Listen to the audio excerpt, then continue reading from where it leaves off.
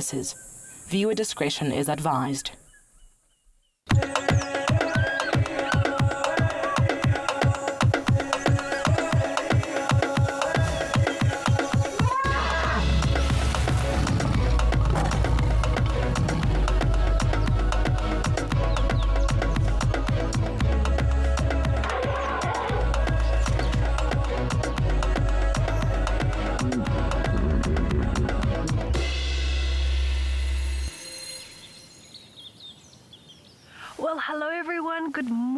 Good morning and welcome to your sunrise safari right here on Wild Earth. We are starting off with a few Ellies here at Sandringham. My name is Amy and behind the camera with me is Sean, and of course we also have Howard and Lindsay here from Rugged Wear. Welcome once again, Howard. It's so great to have you with us. Thank you. We are excited for the morning that we are going to explore Sandringham with you.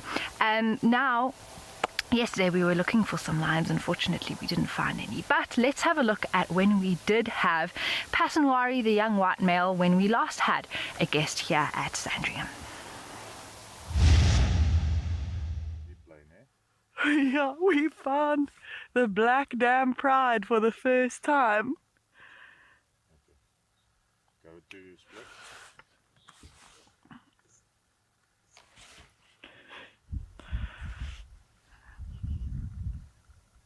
We've been looking for tracks of them for the past few days, and then suddenly here they've just popped up on the road. Cat a day. That is brilliant. Maybe that is why they popped up on the road this morning. But yes, it's exactly how I like to start my mornings, with lions for breakfast.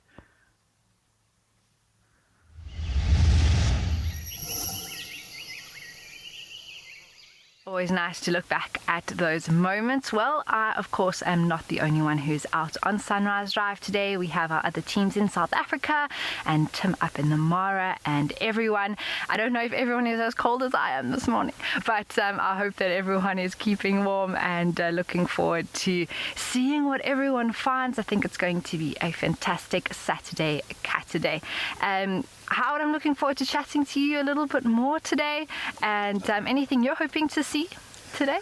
Well, you mentioned the little white lion. Yeah. Would love to see it. I've never seen one, yeah. so that would be unique, but lion always good. Yeah. Leopard would be fantastic. Yeah. I've got my lucky socks and Lindsay's got her leopard blanket, so we're looking forward to that. And I always enjoy the Eddie, so the Eddie's always good, good value. Well, ours actually, have you still got a little bit of a tail there, Sean? There is a little bit of a tail. They were quite in the open when we arrived, but they have moved off. Our plan? Well, we're going to take whatever comes our way here. And remember, everyone, that this is, of course, a live and interactive show, so please do chat to us if you would like to send through any comments and questions. We would absolutely love to hear from you.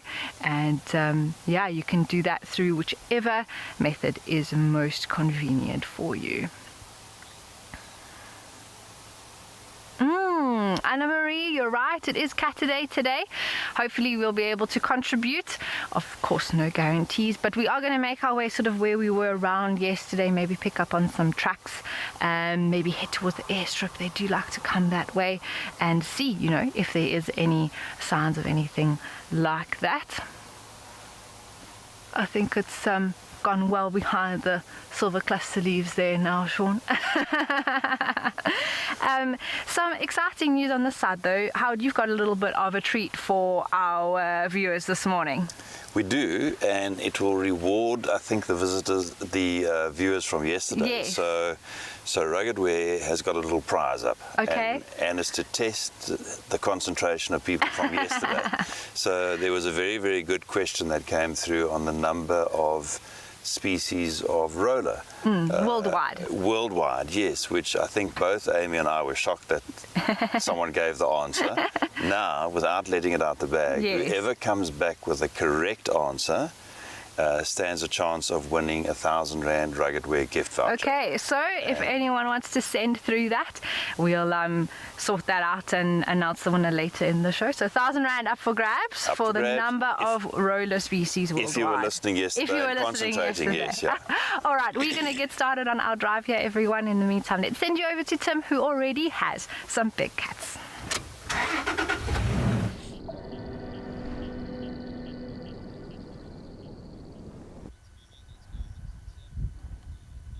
Good morning and welcome to Governor's Area. We woke up to a very nice, wonderful sighting this morning. My name is Tim and behind camera I have Shiv. So this morning we have Moja Moja. Moja Moja has been missing for quite a while. He was lastly mating with Naserian, but then Jojo came and took over. And then again Otipo, and then Otipo was kicked out. So it was very interesting to watch all this, behavior. Yesterday we saw a little bit of an altercation where there's a sibling rivalry between Otipo and Jojo. What a big yawn. I think he's tired from patrolling his territory.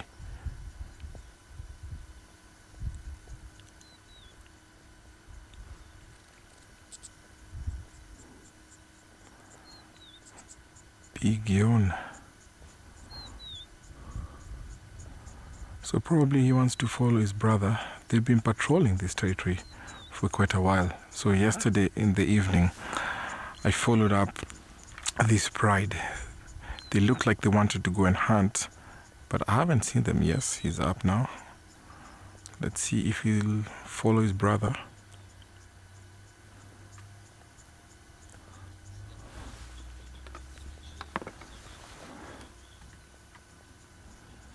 Stephanie, good morning and welcome. So nice to see Moja Moja. I haven't seen him for quite a while now, and I'm happy that he's looking healthy. The last time I saw him is when we were at the Buffalo Kill. He came, he ate a little bit. He was mating, and then there was a little bit of altercation there. So we call that sibling rivalry. So let's follow him and see where they'll take us to. All the lioness from the marsh pride went uphill.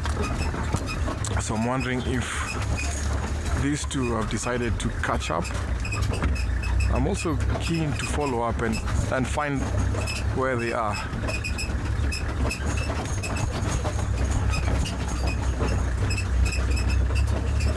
It's a bright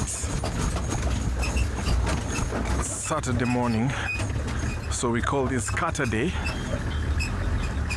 So let's see if we can find the other cats.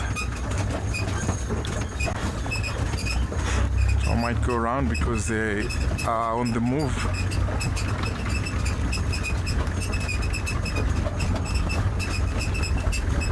Following a scent trail.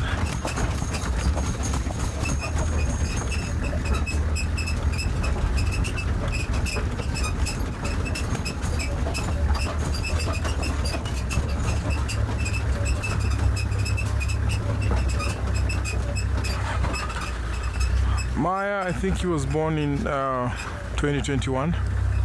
So these two boys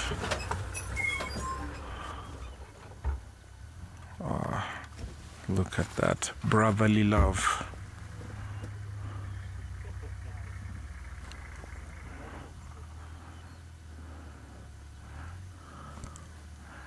Showing affection to one another. How cute is this?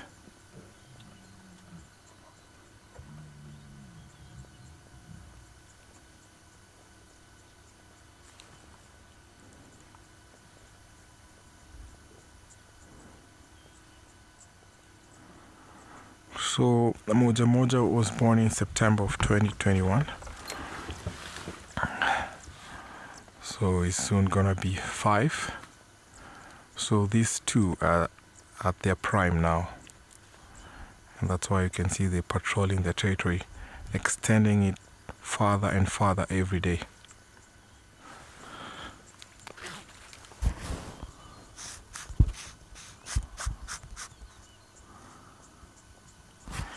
This is not where I saw them last night. So it seems like they came here, patrolled their territory, and now they're going to look for the rest of the pride.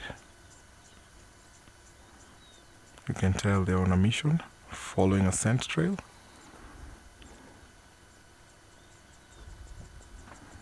Beautiful landscape in the background.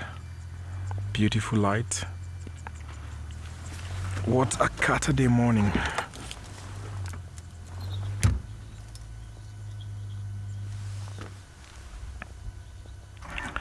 Alert Moja Moja was not born in this area. All this belongs to the Topi pride, so we call them the Topi boys. So we are a little bit far from the Topi pride area. So yeah, this is a territory that they came and occupied.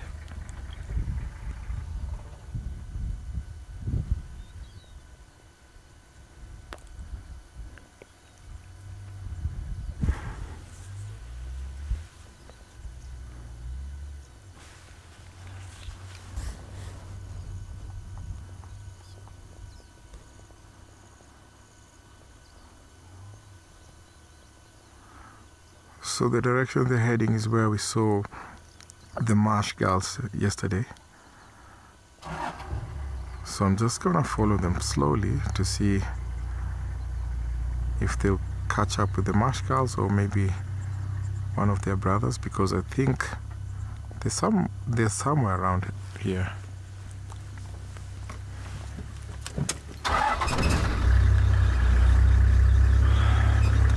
I don't want to lose them because the grass is so tall around here. See how they blend in? So the moment you just stay for about 5 minutes, then you lose them. So I'm just gonna follow them slowly.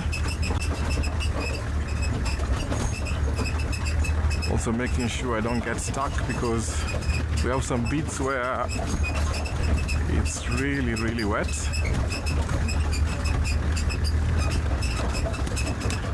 So while they are following a scent trail, they're also leaving their scents. So this is also a patrol. So probably there might be an intruder who walked through this pride area last night. And if they catch up with that scent, if they catch up with that intruder, then it can be fatal for the intruder.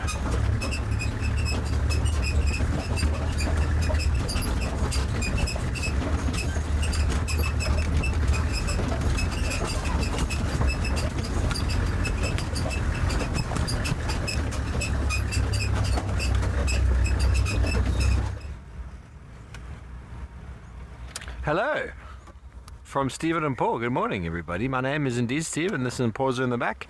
We're out here on Jackie's at the moment, and it is very cold today. But what was that? Is that an owl? It's nice to switch the vehicle off and listen. I just heard a woo. Ah, it's a giant eagle owl. Let's see if we can get him on camera. It sounds like he might just be right over here.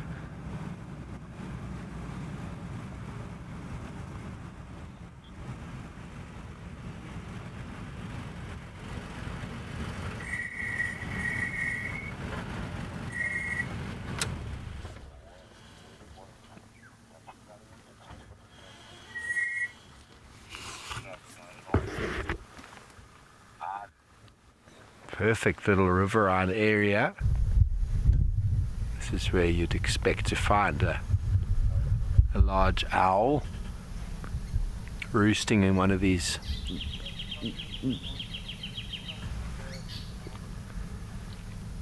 Can hear him there, but I can't see him.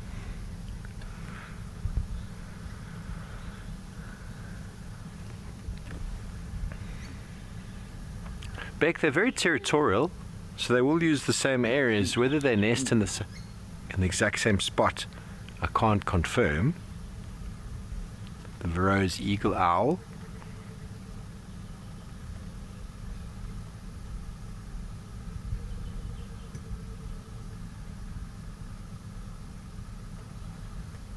See if we can hear it calling.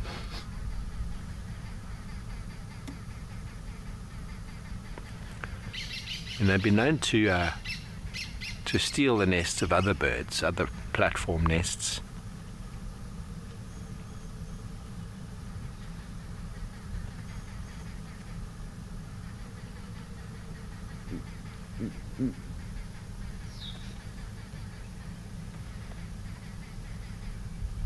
Can you hear him, Paul?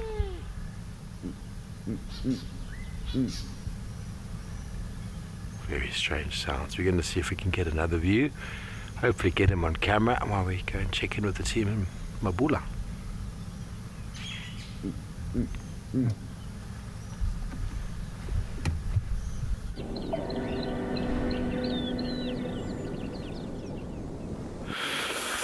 Good morning, everyone. It's pretty fresh here at Mabula.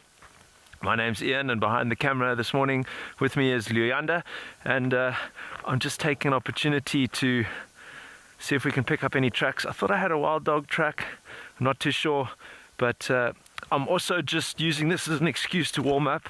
I finally got some feeling back in my fingers from this morning. I'm dressed like the Michelin Man. Slowly starting to warm up and just get the circulation going. Do a little bit of a dance, but yeah, bit of a quiet start this morning, but we're still optimistic. See what we can find. Gonna keep going that direction. That's where I thought the track of that dog was moving. So hold thumbs that we can get some lucky again for the second time in a row, like yesterday.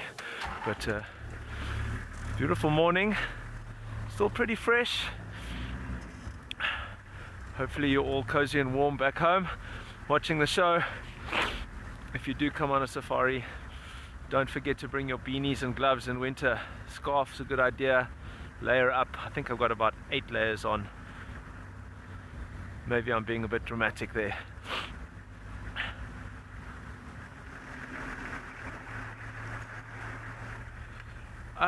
George, I don't think I've seen any that made my heart stop, except sometimes, you know, when you're in the lion enclosure and you see some lions and they look pretty fresh, you sort of you ask yourself that question, should I be here, should I be on the vehicle? I probably not such a good tracker, so I'm still learning the trade, but probably miss a few tracks. I do get excited when I see some crested helmet sharks flying over. I don't think they're going to sit well. I don't know if I'm good enough to spot any real tracks that make my heart stop, but it's always nice to find tracks of animals that you're looking for, and it's the best is actually when you find the animal that you are tracking. We're going to keep going. Let's check over to Tim. He's got some lions, as I see some hyena tracks. Over to Tim. Back to our lions here, and you can see Moja. He's really patrolling his territory, and now he's found a good spot where he can, shelter from the wind. It's very chilly around here. I'm actually having a double layer, and you can tell that he's also cold. Otipo is also doing the same. So sometimes this is why we don't get to see lions. Look at where he's tucked in, look at where he's hiding. The mane really blends in with the grass. You can hardly tell there's a lion there from a long distance. That's why we have to keep on scouting every 5 minutes as we cross over this savanna.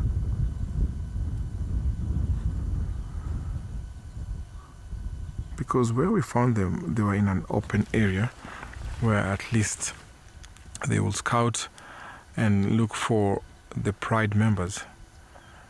But their mission this morning is just to try and relax, shelter from the wind, and as soon as it warms up, they might be on the move again.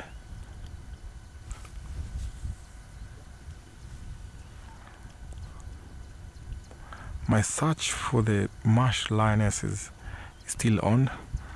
So came here, was following up on where we found them last night, but these two seems like they were patrolling So I'm going to leave them here as I carry on to go and find the marsh gulls. They went towards Rhino Ridge, and yesterday we had a very interesting sighting where the Rongai Pride were trying to corner buffalo, and I've heard that they've all been heading up to Rhino Ridge. Emma's Moja Moja is part of the Topi Boys coalition, but sometimes he's very solitary. So once in a while he kind of goes solitary, but you always sometimes find them together. So right around here we have about 4 boys.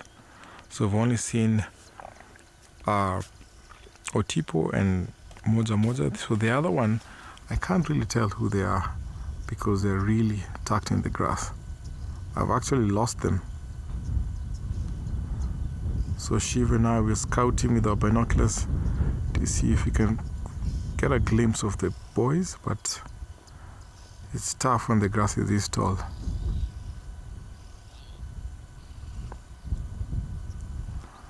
Let's send you over to Steve with his owl as we keep up searching for the marsh gulls.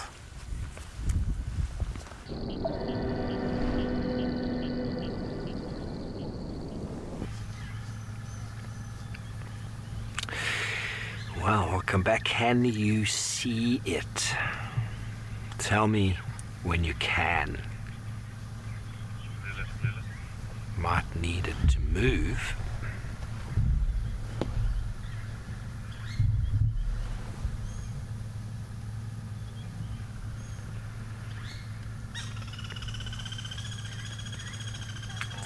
It's been calling. It's completely camouflaged. The birds around the area has no idea that it's there, although they can hear it.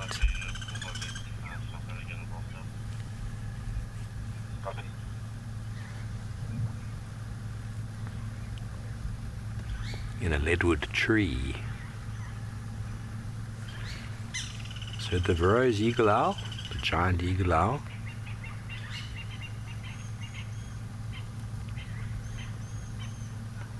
be laying their eggs shortly. And they lay their eggs between June and September, and they will utilize old or currently even occupied platform nests, often created by the birds. Hammerkop nests, buffalo weaver nests, also old crow nests, other raptors, goshawks, eagles, vultures, even secretary birds. They also can use tree hollows or holes, sometimes even on top of orchids.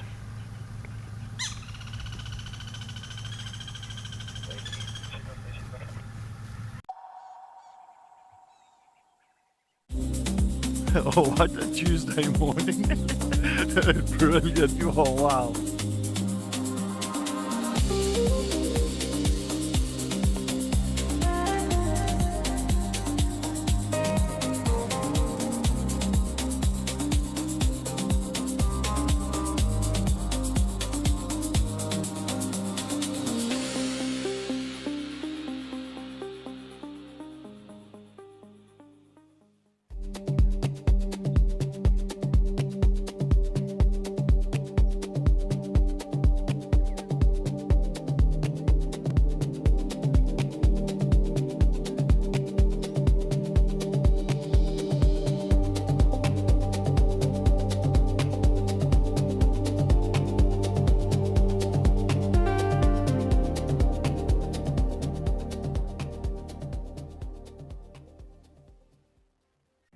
When the Mara turns green, life surges, the air hums, the earth stirs, and the wild comes alive.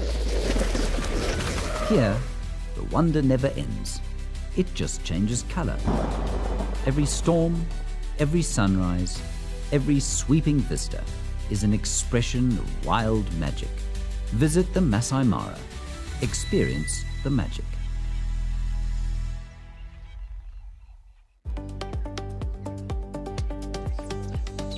I want us to qualify this one here as a tusker.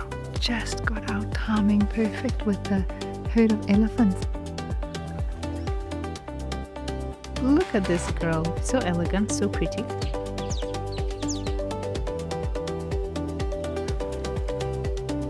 The last I saw Kiongozi, he had such a huge wound.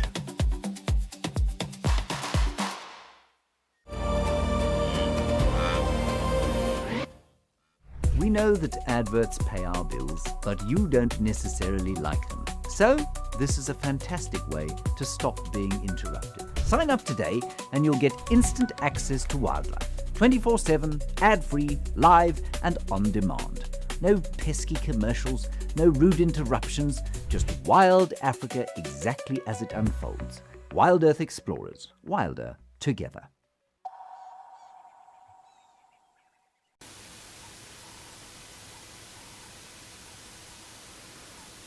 I can't say that we had the most beautiful sunrise this morning. We've had other mornings have been prettier, but I think it's just the cloud cover. However, it does mean that the lighting is quite soft, which is nice at the moment. We actually haven't got any sun rays out just yet.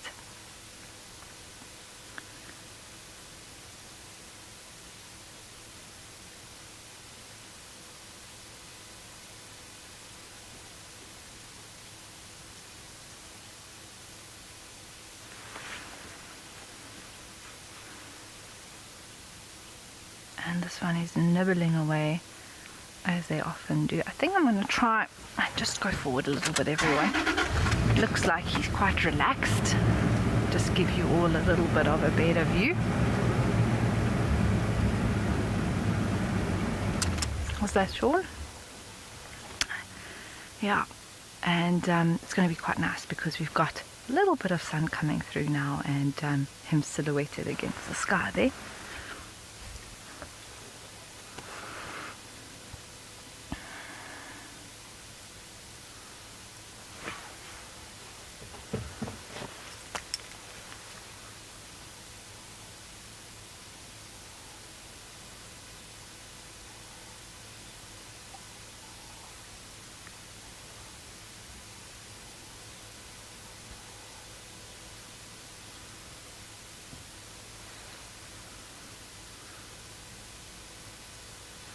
Oh, Yaka, you're 11 years old. You want to know which mammal has the longest and the shortest tongue?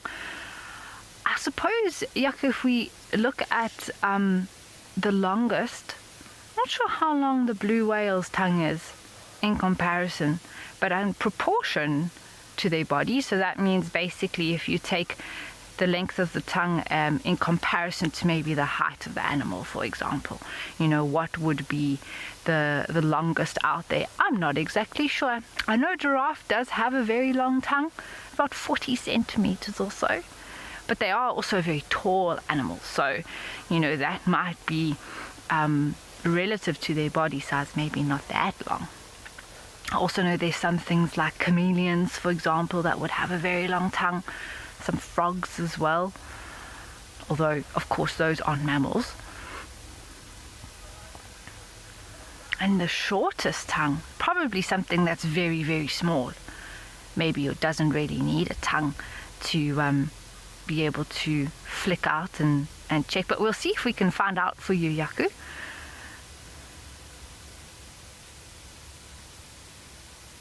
Can just see that one there, a head silhouetted against the sky, feeding away. And the second one there on the right.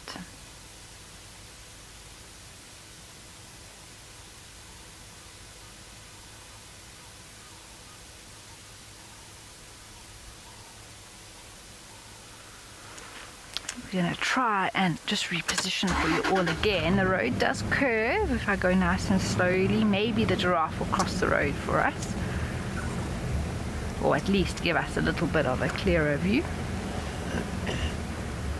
We actually came down this road, everyone, because we had some lion tracks. Oh, look at that. That's a special treat. That's beautiful. Cool. Wow, look at that. Look at that tongue. Speaking of tongues, wow. call it the prehensile, so they're able to actually use their tongue. Okay, so the shortest tongue we've just got in the answer, the bumblebee bat. Its length is a tip of a finger. There we go, Yaku. Apparently, that sounds like an adorable bat. I think I want one. Bumblebee bat. Must have the stripes. Must have the stripes. Must have the stripes. Must have the stripes. Otherwise, what are they doing calling it that? Oh, the morning sun is warming everything up. It is definitely defrosting a little bit. A little bit. I couldn't feel my face earlier, but it's now starting to thaw out.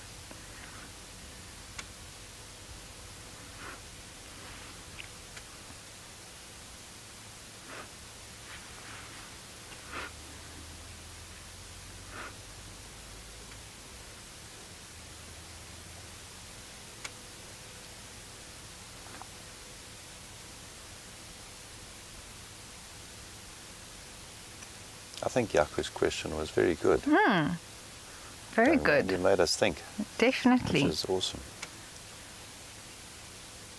Yeah, look at that. Hey, Waikisha. It is just gorgeous, and I'm so happy that these two are sticking around. They're enjoying, I think it's a tambuti there, that they are just loving this morning. Using that tongue and very specific shaped face when it comes to giraffe, kudus as well, being able to sort of get in there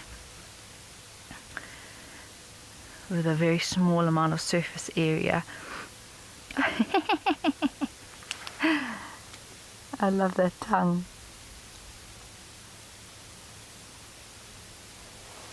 They can choose exactly the bits that they want to eat. And their lips are also very movable. Oh wow.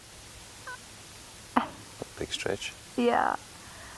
The tongue can actually go out a lot further. I mean, of course, the length is in the mouth as well, but it can go out quite far to a point where you actually see the color change. The sort of the top maybe 10 centimeters of it is melanin, so it's darker in color, and then it changes to pink further back. Sometimes when they're really trying to get something off, or a big chunk, you'll see it out at full stretch.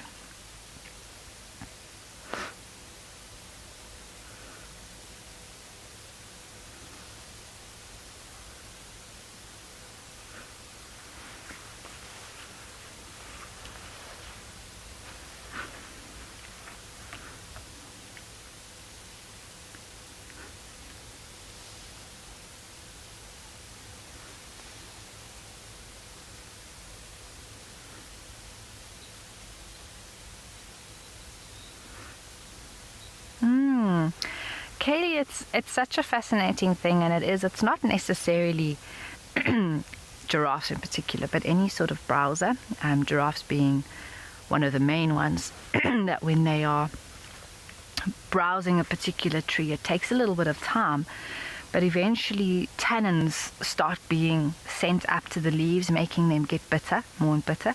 And then what happens is that there's certain chemical indicators that the tree will release because of those tannins. And depending on wind direction, obviously it can't just, it has to travel with the way that the air is moving. Other trees will then pick up on those chemicals and then be like, oh, warning, we need to start producing and sending tannins up.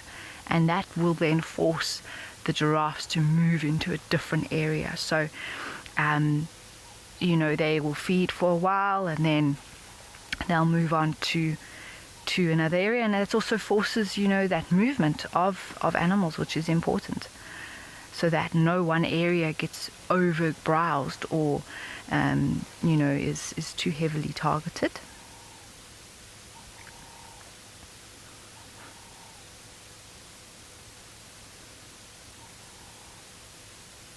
You can actually hear like the little picking as they're feeding.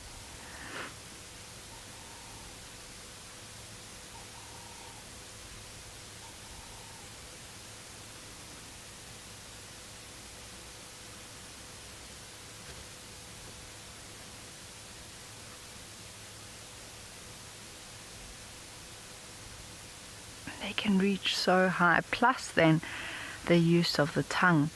So it just adds to that.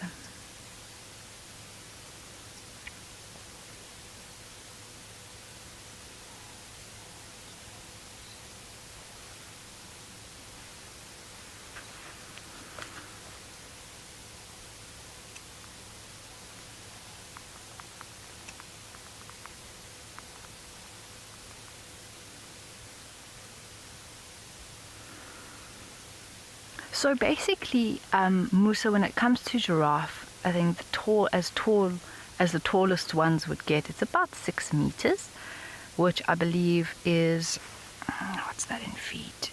16 to 19 feet tall. So, not every giraffe's going to necessarily get to that height, but some of your bigger males would reach up to about 6 meters. So it's very impressive.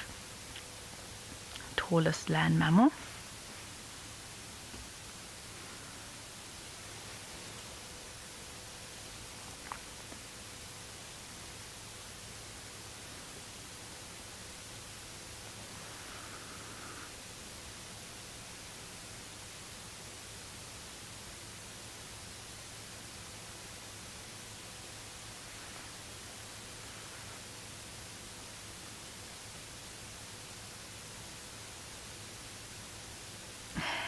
I'm just absolutely loving this.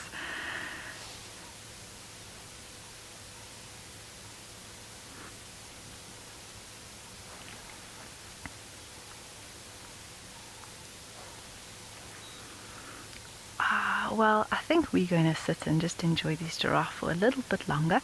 And while we do, let's send you over to Ian to check in on his tracking mission.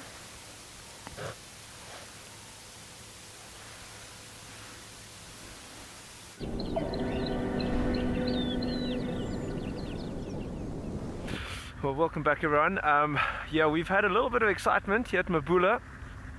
We got update on the radio that someone had spotted the dogs, and we came to the area and we saw them briefly, a couple of white tails, and they're kind of in this area here. They were running from that side of the road, they were running this way, so we looped around, a bit of a bigger block than I'd realized, but we haven't managed to find them again. We're hoping to pick them up on this road, but we also got some help behind us, so we've turned around the way we came and we're just going to see if they didn't break north. It's nice and open here, so there is a bit of a view, and we've driven up and down here a couple of times just hoping to catch a glimpse of them. I hope they haven't made a kill in the middle of the block, but there's a good chance they might come out this way, and there's a big open area up ahead of us, which we're going to go and sit and just wait and hope that they come through. But yeah, so a little bit of excitement, but we haven't managed to get them on the camera, unfortunately.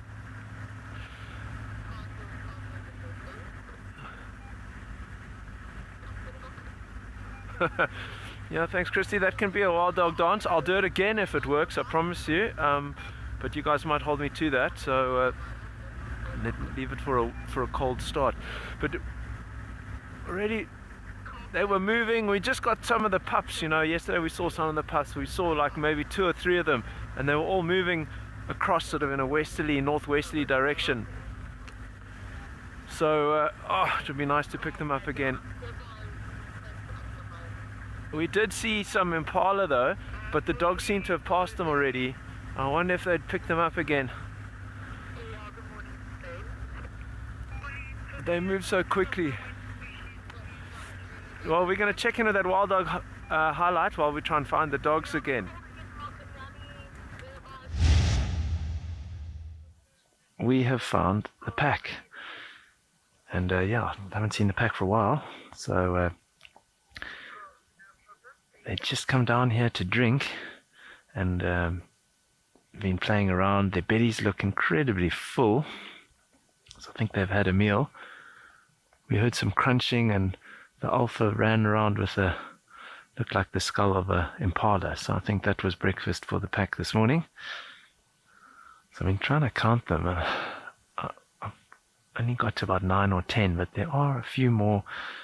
There's like a little bit of a gully ahead of us there, And one of them's gone up over this ridge to the right.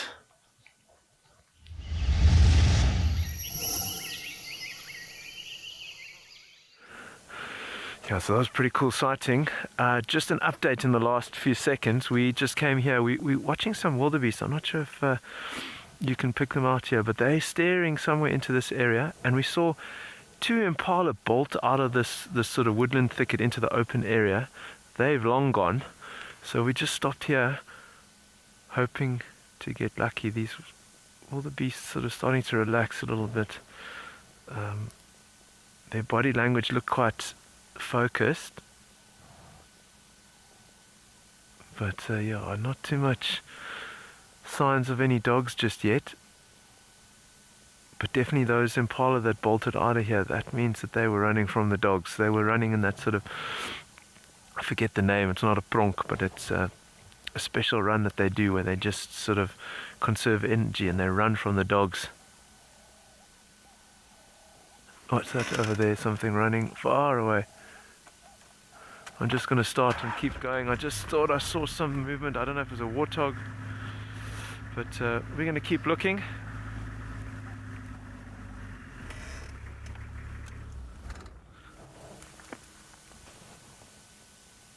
There they are.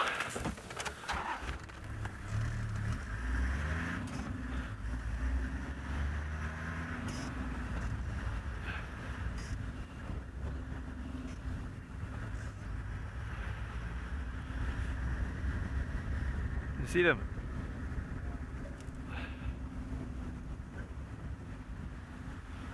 Alright, I've just had a long distance visual. They're running along in that open section there. I just saw one dog, but it's so difficult. It's probably about half a K away.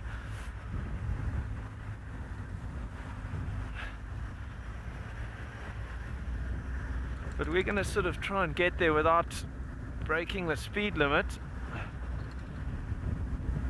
Always quite exciting trying to follow the dogs, as long as they stick to the road there. There was also some, no, those aren't. I thought I saw some impala ahead of us. Let's just head down here.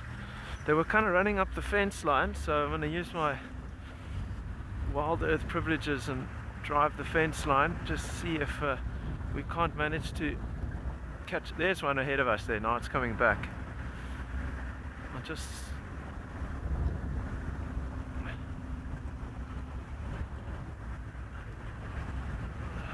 you see it there? I'll see if you guys can get a view. It's just running. I'm not sure if you're going to pick it up. It's miles away. Let's keep going. It's running.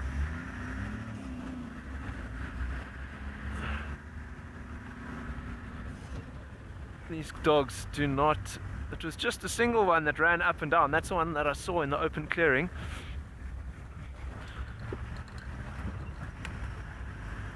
And it's you just stop for a second and it's gone. But I think these dogs have all fragmented and split up.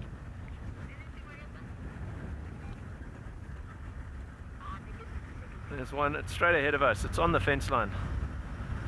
But it's still, it's far away. Sorry, it's all happening here. I'm trying to get there. Okay, we're going to check in with Tim quickly while we try and catch up to these dogs.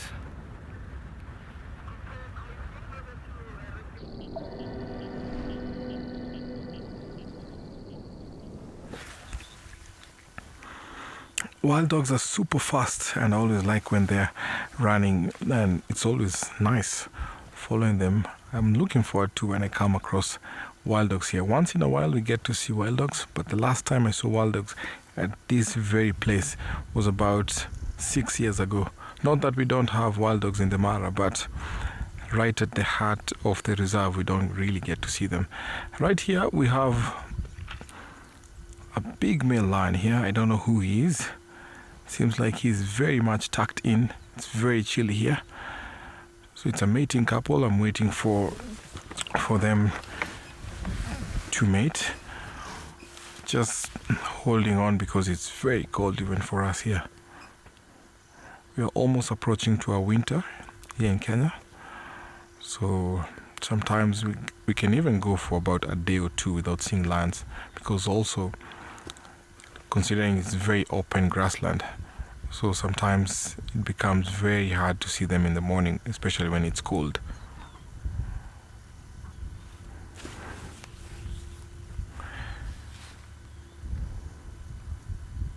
Moja Moja and Otipo are still doing the same. They've tucked in, sheltering away from the wind, because it brings the cold wind which makes their body cold, so they also need to stay away from that cold wind. And sometimes when it warms up during the day, we might see them out, still looking for the marsh girls. Nelly, I hope so. I'm looking forward to see them mating again, so also I can be able to identify who this is.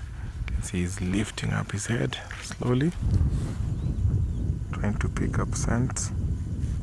Not sure if that's Jojo, but I'll have a good look as soon as he's up.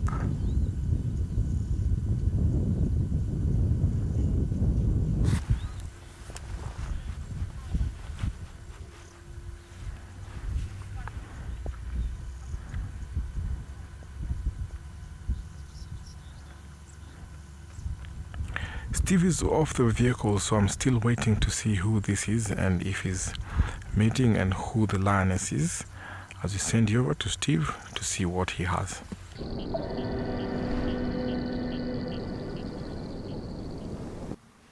Thanks, Tim, and good luck with your mating lions. We've found a nest, an old nest in the tree here. I say that because we have a look at parts of it. It's actually decomposing. There's almost like soil. Parts of this is turning into soil, possibly from some bird droppings inside the nest. Now, this kind of nest, I can't say for certain, but it looks like it might be the kind of woven nest that's created by the likes of a waxbill or something similar to that. It's probably been, not this season, last year already, how deteriorated it's become, but it's just managed to hold in there, the branches of the tree holding it there nice and firmly. Now, when I say woven, essentially the waxbill, this is one of their favorite grasses over here called blue seed grass, and the male will come to the female and he'll chip chip chip chip, he'll dance and show her these little grass inflorescence to show, hey, I can make you a wonderful nest.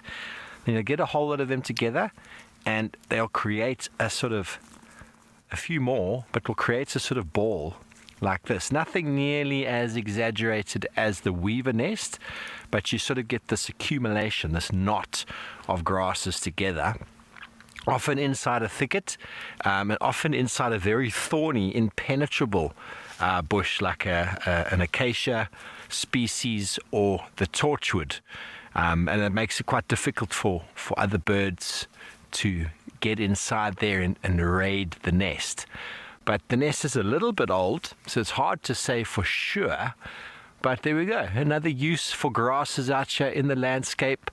And we know many of our birds breed when the grasses are at their correct length for harvesting so that they can create the nest. So it becomes one of the habitat requirements for these birds. Up here in this part of the world where it's summer rainfall, our weavers breed in the summer. Down in the Cape, when it's a winter rainfall, guess when the weavers breed? In the winter, because that's when the grass is growing. So habitat preference. Okay, we're going to move on from our nest, see what else we can find, and send you back over to Sandringham.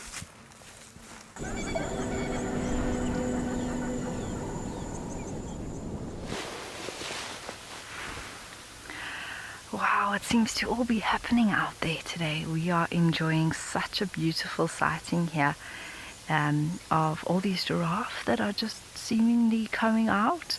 And we've also got a herd of zebra, or a group of zebra, that are mixed in between. And I was just saying to Howard and Lindsay that, you know, zebra have been notably skittish here at Sandringham, but because we've been sitting here quietly, they've come out on their own terms. They're still very alert and looking at us, but they're comfortable to be grazing here in full view of us, which is just really special.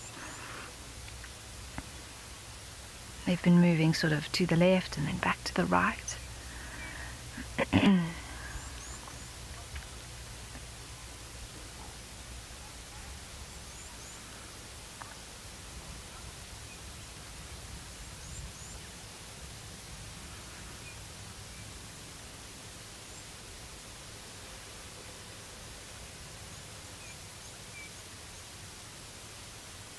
Seems like the giraffes have moved away from that tambuti tree, and they've been really snacking on a variety of different trees here in the area. Silver clustered leaves, squarry bushes. I see the ones and a russet bush willow there in the background.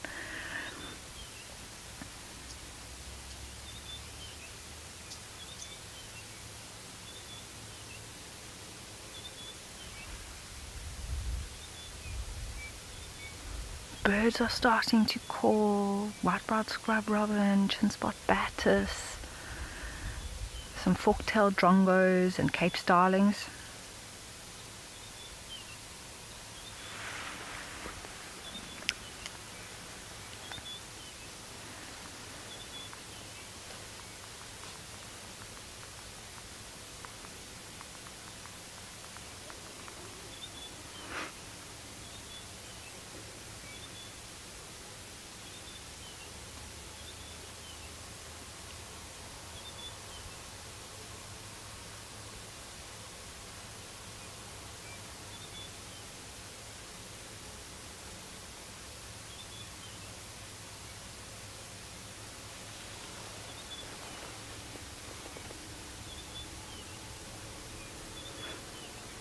Catherine, you'd like to know exactly how many vertebrae a giraffe actually has. So of course we know that they have 7 in the neck, even though it's so long. It's the same number as ours. The vertebrae are just a lot larger in size.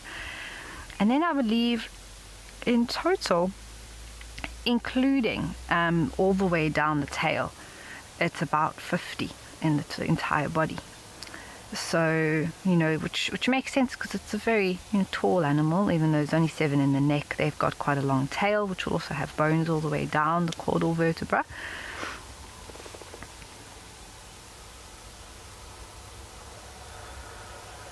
So it does vary, obviously, depending on tail length and that sort of thing, but I believe the average is about 50. Wow, this is really such a special scene with these zebra. I can't get over it.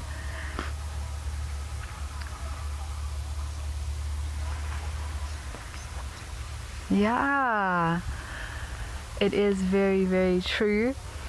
We've got stripes and towers all around us here. 2 very iconic African species that we are enjoying the view of, and often associated with one another. Now, that's not necessarily always the case. You do find zebra without giraffe and giraffe without zebra, but there are often times where we see them together, especially here at Sandrium, actually. And I think if I was a zebra or a smaller mammal, I would also want to associate with a giraffe. Some rivalries don't need explaining. They're felt. They're etched into history. The All Blacks, the Springboks, head to head in South Africa. Join us for 2 unforgettable tests, from the fiercest rivalry in sport to luxury safari, hosted by a Springbok legend. Rugby and Safari by Wild Earth Travel. The greatest rivalry, experienced the only way it should be. We're going to be witnessing the relocation of a female cheetah that was born right here in Welgevonden Game Reserve. She's been moved to Lapalala Wilderness.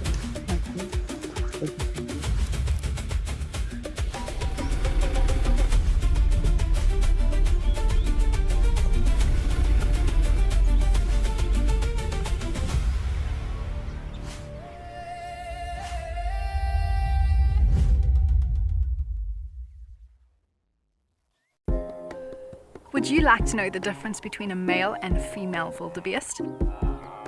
You can ask me questions like this in real time. Our safaris are live and interactive here in the heart of Africa.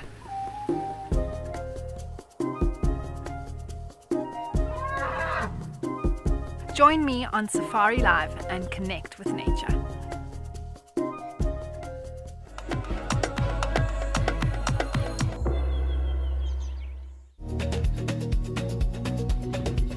The energy levels are super high. There it comes, giving us a nice little walk by here now.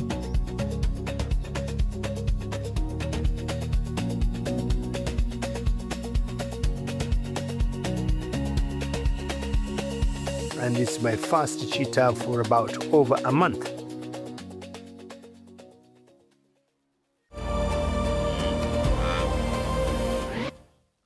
We know that adverts pay our bills, but you don't necessarily like them. So, this is a fantastic way to stop being interrupted. Sign up today and you'll get instant access to wildlife. 24/7, ad-free, live and on demand. No pesky commercials, no rude interruptions, just wild Africa exactly as it unfolds. Wild Earth Explorers, wilder together. Either.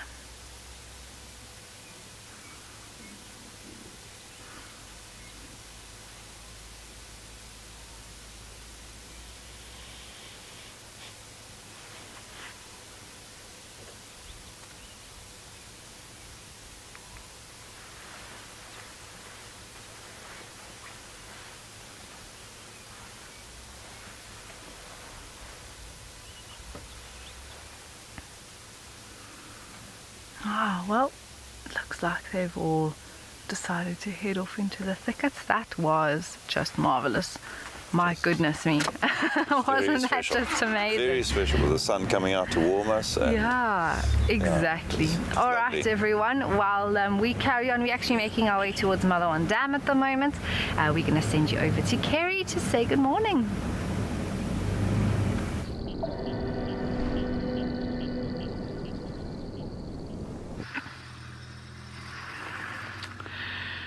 Good morning, everyone. We are out and about on Amakhala this morning, also hoping that the sun is going to warm us up. My name is Kerry and we have Morgan behind the camera. It is a rather chilly morning out here in Amakhala. I feel like my little fingers are going to fall off. How's your face, Morgan?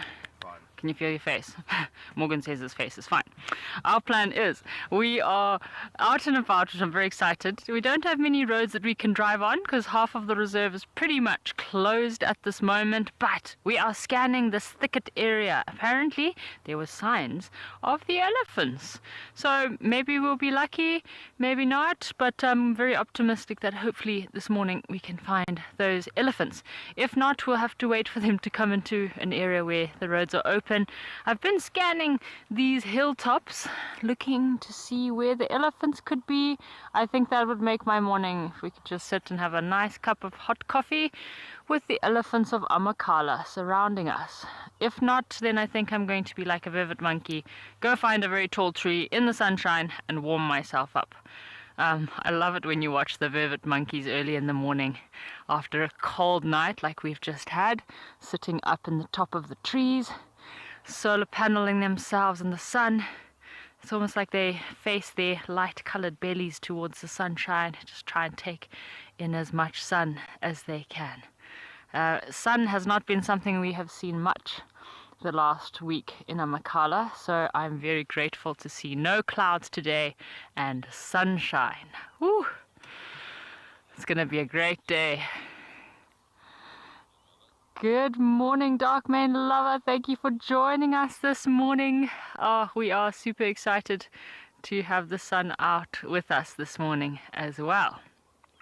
I'm looking in these open flats down there just to see if there's any action or movement. I mean, the last time we saw the lions earlier in the week was down in these open flats there. I don't think they'll still be in the area, but hey, who knows? We might be lucky. The two cheetah boys are also in the area supposedly. We saw some old tracks from yesterday afternoon, but we have no idea where they could have gone to. Lacey, so interesting. The Bushman's River, before the flooding started a few weeks ago, so about 3 weeks ago, that's when Amakhala had their first downpour of rain and flooding, where the Bushman River flowed for the first time in about 10, 12 years.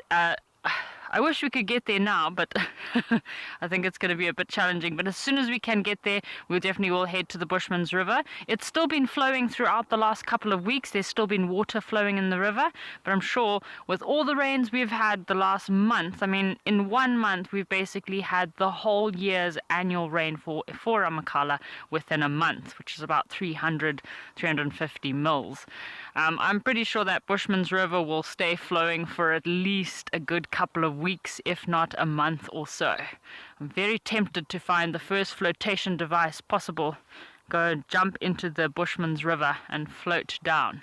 Although, I know they have a few hippos in the Bushman's River, so you'd have to be careful of the hippos. But yeah, the Bushman's River is going to be flowing for quite some time. I've just been chatting to some locals in the area, and with some of the dams that have been overflowing, some of the lodges that have had flooding. Apparently this is probably the most rain they've had in like 25 years. It's crazy. All right, folks, well, we're going to carry on our mission to find these elephants in Amakhala. While we do that, let's head across to Ian, who's searching for those mysterious wild dogs of Mabula.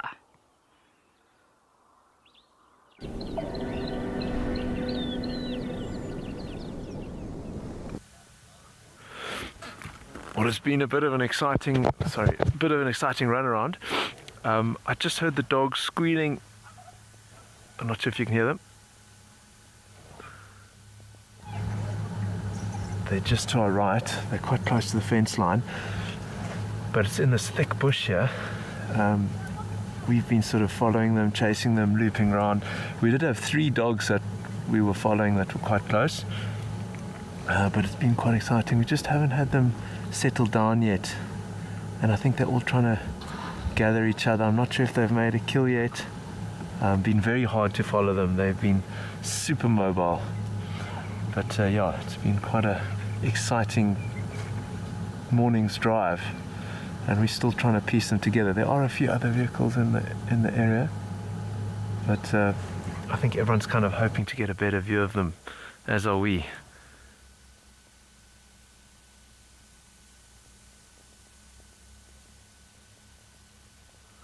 can hear a zebra alarming further south, but just heard the dogs running around here, and I'm not sure if you picked that up on the mic. Yeah, pull them out.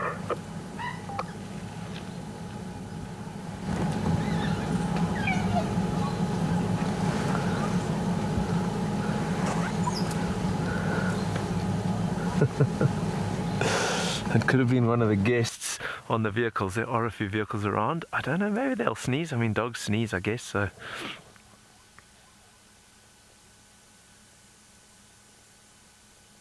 But yeah, I don't know if that was a dog sneeze or a guest sneeze. It's pretty cold, so there's a lot of runny noses, mine included.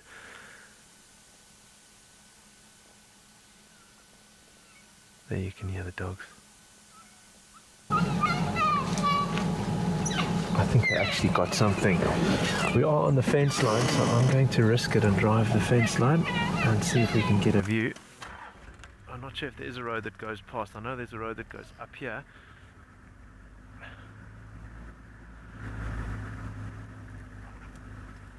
There's like a solar panel that's fenced in, but they seem to be just to our right here. Yeah, they're south of us. I'm going to turn around. They're not here on the fence. While we try and get a better shot of them, let's go and check in with Amy on the move.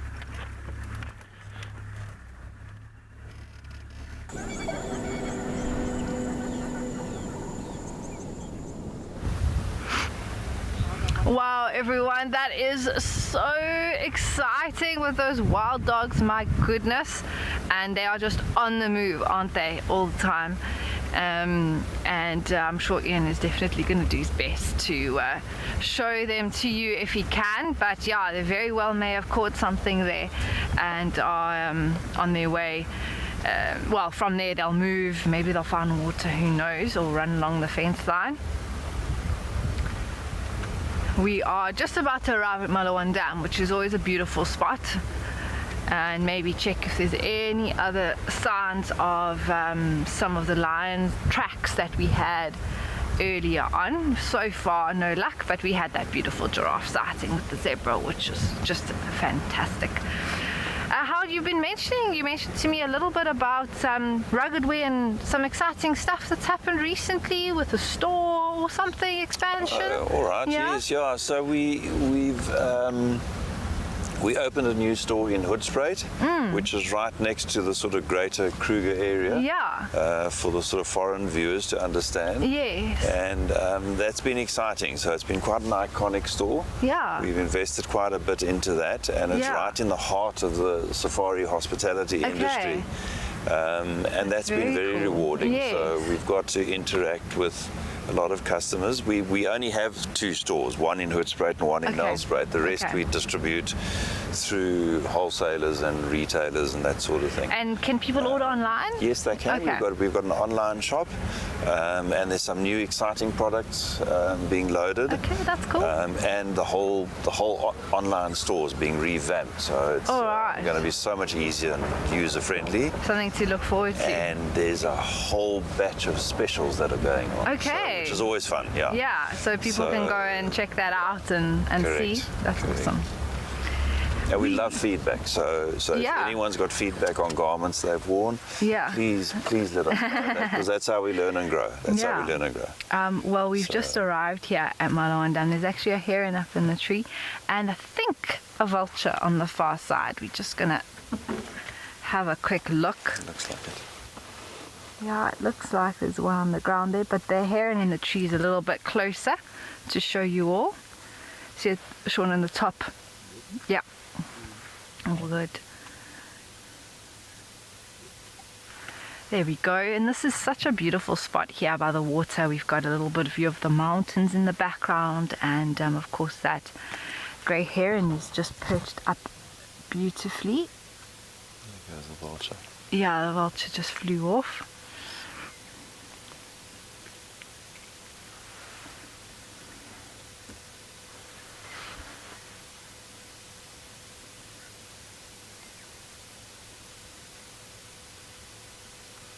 Amy, are there any resident hippo in this water or not? We have seen hippo here, but not necessarily resident. I think at the moment, on Sandringham, the hippos have been moving quite a bit between the different water holes because there's so much water around. We have seen a mom and a baby here before, but it doesn't look like anything is here.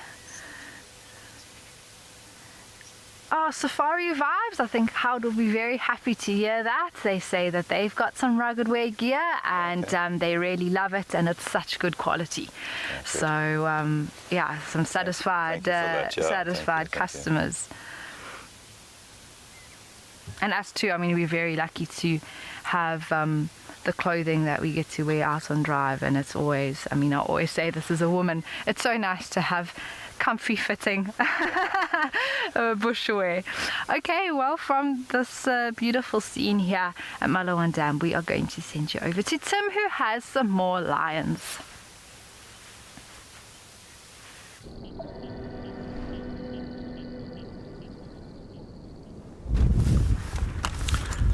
Good luck, Amy, with your find. Now here we have one of the missing lions that we've been searching for about 3 weeks now. This is Vuli.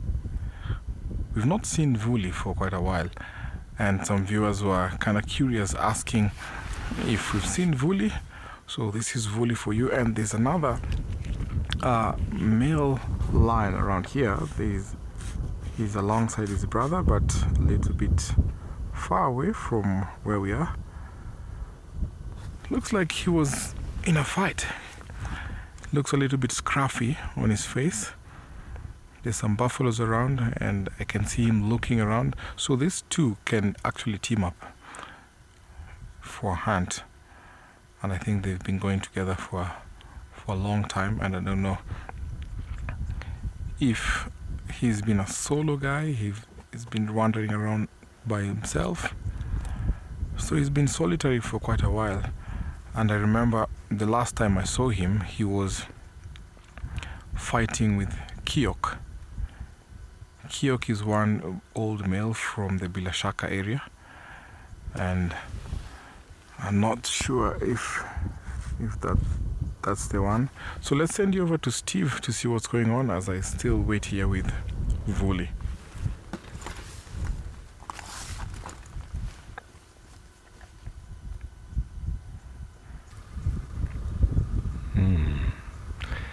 We've had some success, we just need to give it a moment. He's right in front of our car. This is Sibuya's little boy, although he's not so little anymore. Hello? Joined here by another vehicle. He's being a little bit active. He's been playing around a bit. He was lying down when we got here. Now he's busy sniffing. He's going to walk right between these two cars. It just goes to show you the relaxed nature of this individual. Is he smelling my car now? Where are you? Ulish. Okay.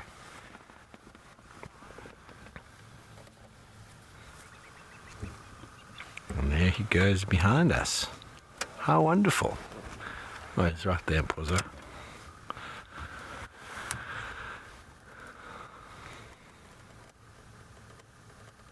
Good?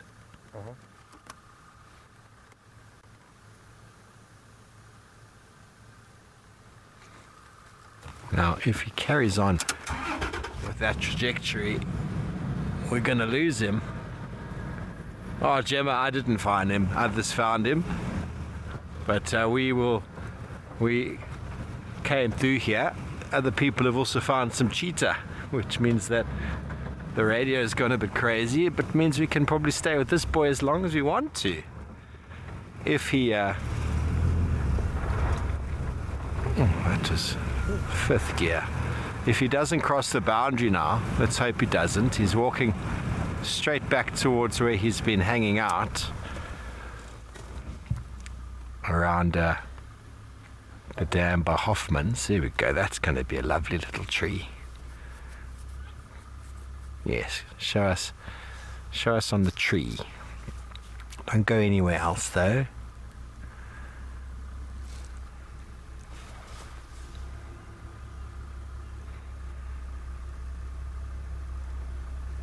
Now just on the other side of this tree line is the boundary, and him and his mom have been spending a lot of time just in that area.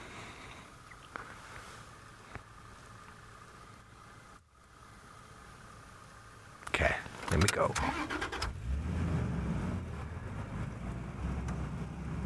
What a beautiful boy. What a beautiful boy. You ready? Uh-huh. What a beautiful boy. I was with Carrie, who was on the Meet the Leopards and A Ticket to Dream last week or week before, and she basically got to see him with me, and that was my first time seeing him. Jaden, what does a territorial sawing mean? It's a demarcation. I am here, don't come into my territory. It's a war cry, it's a warning, it's a threat. It's powerful, it's strong, it's direct, it's immediate. It tells a male and a female leopard that there's somebody there. A female often uses it to attract a male. She uses it for territory, but at the same time she's attracting a male within her immediate area, and the male is allowing all other males to know that he's there by claiming his territory. Scent marking lasts for 2 weeks or so, depending on the weather, and an animal has to physically smell that scent to know that it's occupied. So by demarcating a territory through scent, it's important because it leaves a clear boundary mark and a fresh boundary mark. But calling advertises immediate presence.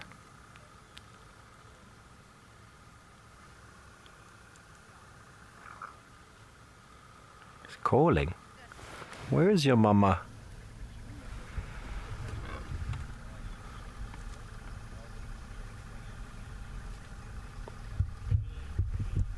Where are you, Mom? I'm hungry.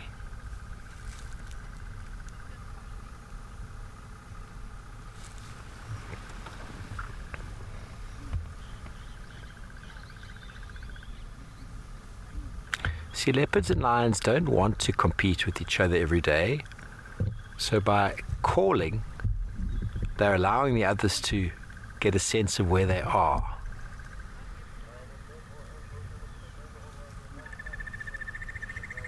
And so they can avoid each other. Research has shown that fish eagles, they obviously call, we know that they call, but research has shown that they know their neighbor's call. So they know exactly who their neighbor is by the sound, and they demarcate by that. They space themselves through their calling, and so lions will also space themselves. Candace, he hasn't been named that I know of.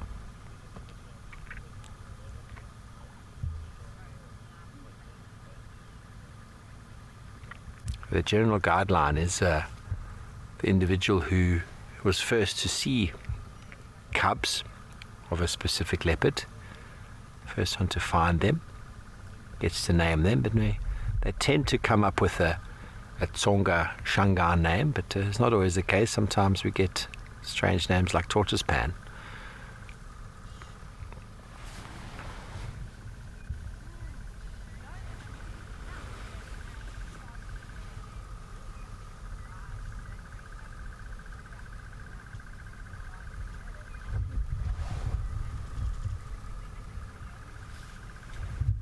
What a magnificent young boy.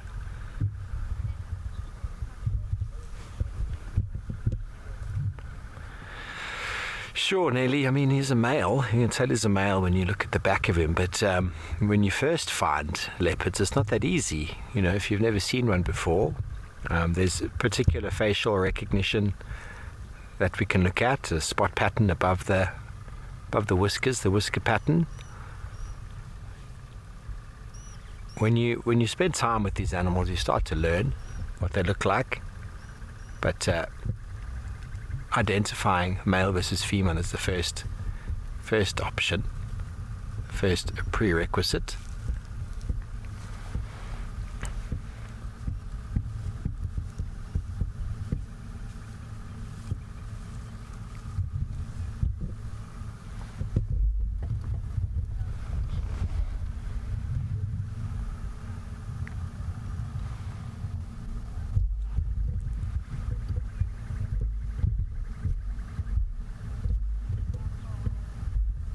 There's 2 minutes.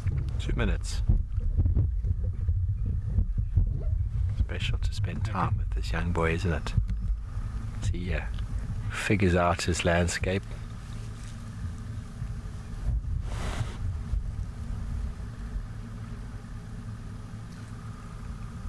I mean, the fact that Tortoise Pan has been with Sibuya and him goes to show that he must be Tortoise Pan's son.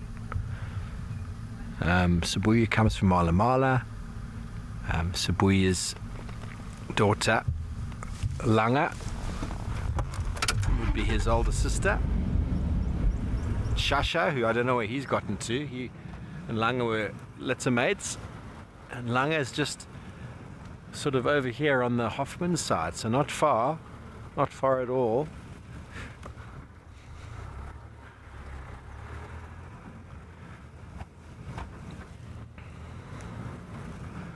Paulie, how far can we go up there? Okay, thank you, sir. Paul is the caretaker, groundskeeper of this property.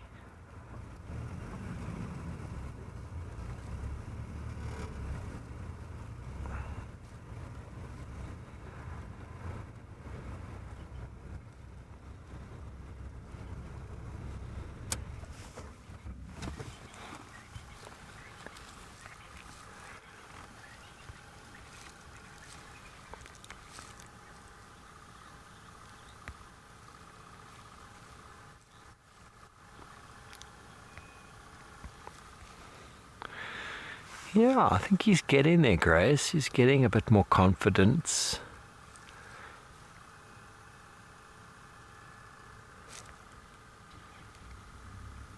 He's coming into his own.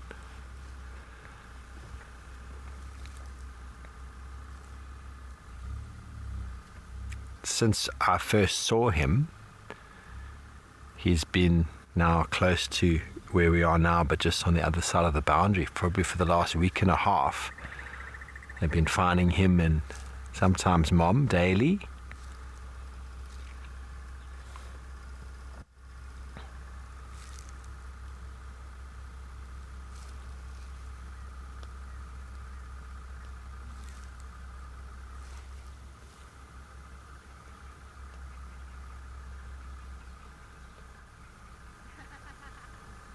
Okay, well, it is a male lion fest up in the Masai Mara.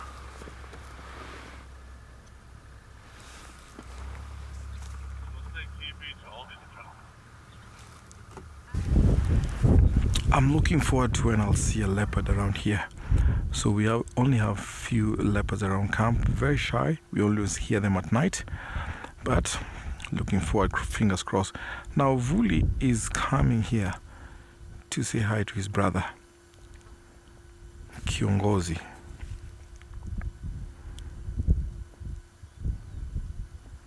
So I haven't seen Vuli for a long time now. The last time I saw him, he was fighting Kiok. Kiok was one of the dominant male around here. So let's see the facial grooming and the facial rubbing of these two. Oh, so excited to see his brother. Hello, bro. Very nice. Hello, how are you?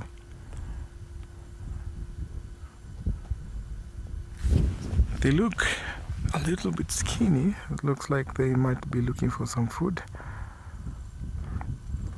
He's scouting and checking on the barrow there to see if there's a warthog. I've seen lions digging for warthogs, so you can tell that they're hungry. These two can be able to bring down an old buffalo bull or whatever they come across, if it's a zebra. So where they're heading to is plenty with game. Let's see if they'll take us there. Are they gonna hunt? Little bit of facial rubbing there.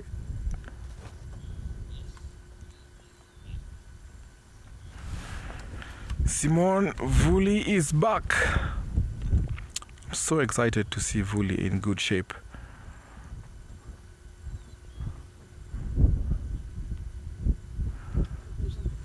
So these two are leading us somewhere. And where they're heading to, there's some buffaloes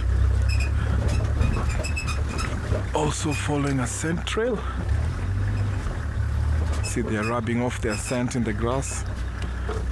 While they do that, let's find a good position so that we can be able to see where they're heading to.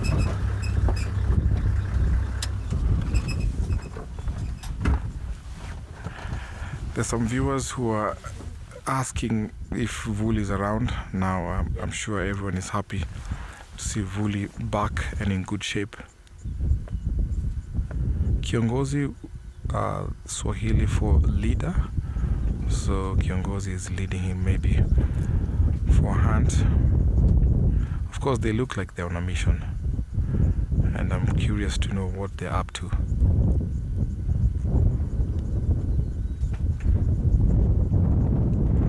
Not far from here we have a big herd of buffaloes.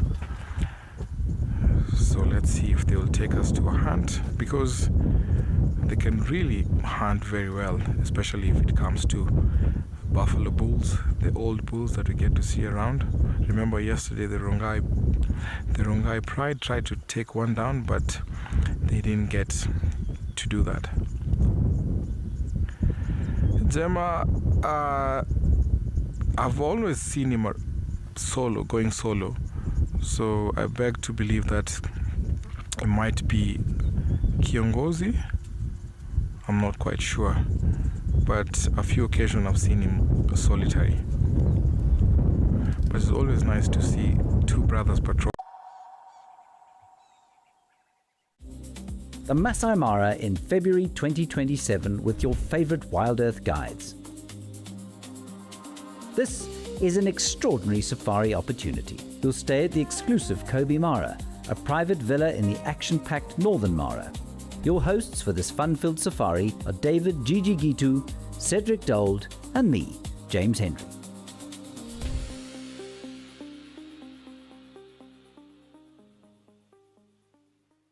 At Wild Earth, we believe every story has the power to create change.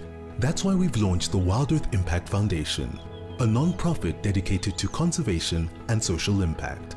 By showcasing conservation stories, we can change lives, protect nature, and empower communities. We have partnered with Empowers Africa to accept tax-deductible donations from US donors. Your donation will help fund critical programs that support our mission. Join us and be part of the change. When the Mara turns green, life surges, the air hums, the earth stirs, and the wild comes alive. Here, the wonder never ends. It just changes color. Every storm, every sunrise, every sweeping vista is an expression of wild magic. Visit the Masai Mara. Experience the magic.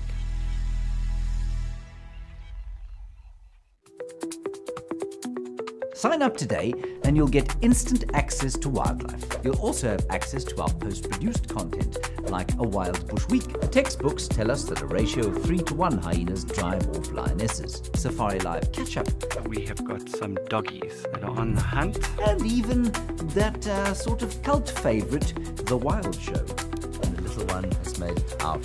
Hopefully will rejoin the herd. Wild Earth Explorers. Wilder. Together.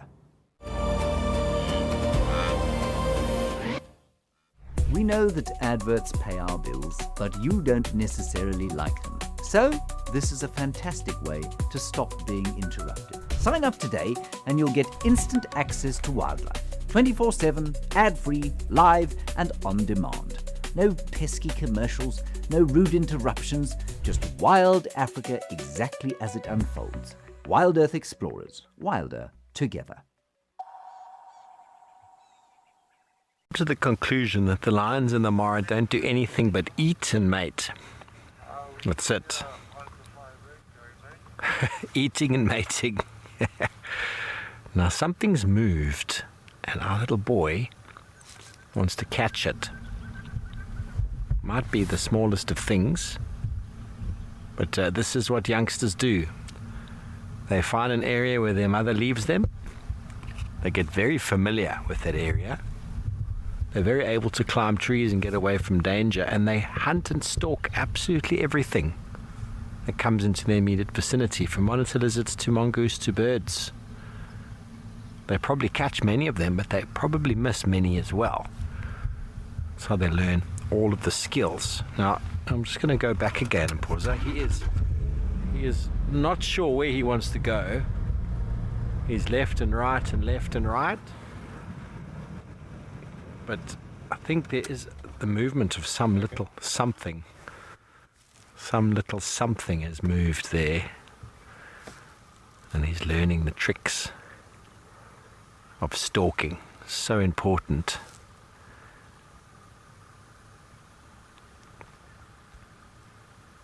You know, in a year or so he will be independent and will have to feed and fend for himself.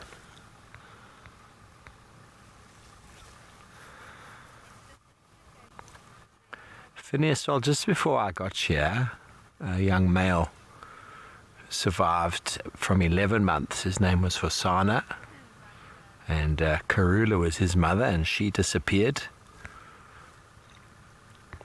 And he survived at 11 months. But younger than that, I don't think is heard of. Well, not really well recorded or documented. You know, leopard youngsters can survive and they can hunt small prey, but they're generally, the golden rule is we talk about these large cats needing to get to about 16 months or so, and then we often will say that they're going to make it. But younger than that, generally, they're not well equipped enough. They don't have enough practice, enough experience. 11 months to 16. There's a lot of difference there in the amount of extra meals that mum has provided, the number of extra trees that they've been in with a kill, the number of extra situations that they've been with mum, and hyenas have been around, and lion evasion, and all of those things that instinctively they know, but practice is so important, and mistakes happen. Young leopards really struggle to feed on kills in trees. They struggle to get kills into trees, and they drop a lot of them. Hard-earned meals that mothers have hoisted and caught. Youngsters don't have the patience or the necessary skills to feed neatly and nicely on a tree that's hoisted, and so often they drop them. But mum is there to secure another and to put it back up the tree if need be. But it takes time before a young leopard is able to make a proper kill in the form of a deka or a young impala, or adult impala for that matter. But they can survive off of birds and small mammals, most certainly, as they probably do in the Cape. Cape leopard there feeds off of much smaller prey. They're a much smaller subspecies.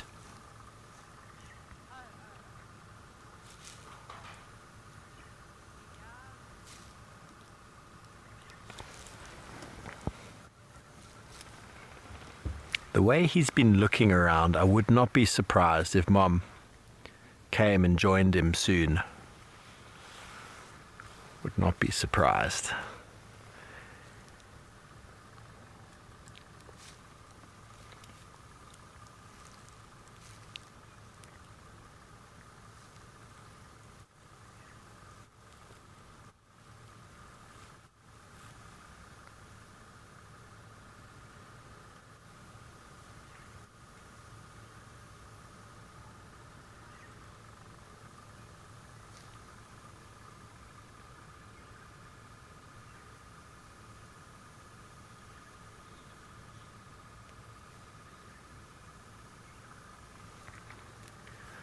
Surely made some funny noises before when he was by that tree.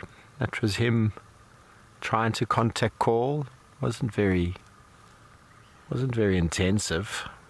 Made a couple of little noises. But he's listening too, because when Mum comes back, she will very likely call as well, and that will get him very excited.